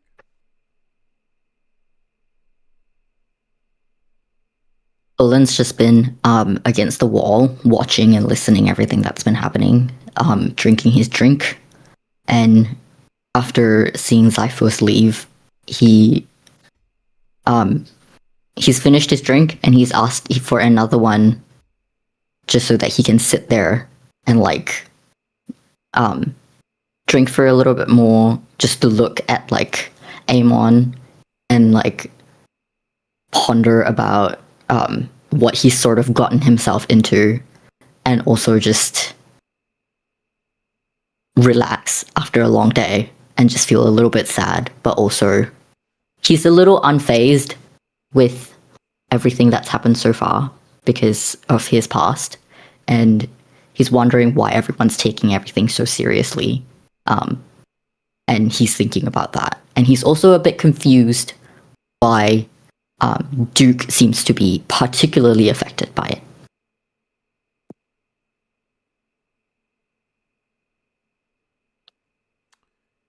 And I think that's where we'll end today. did it! Woo. Because it's almost Yippee! midnight my time, and I've been holding it for a while. So,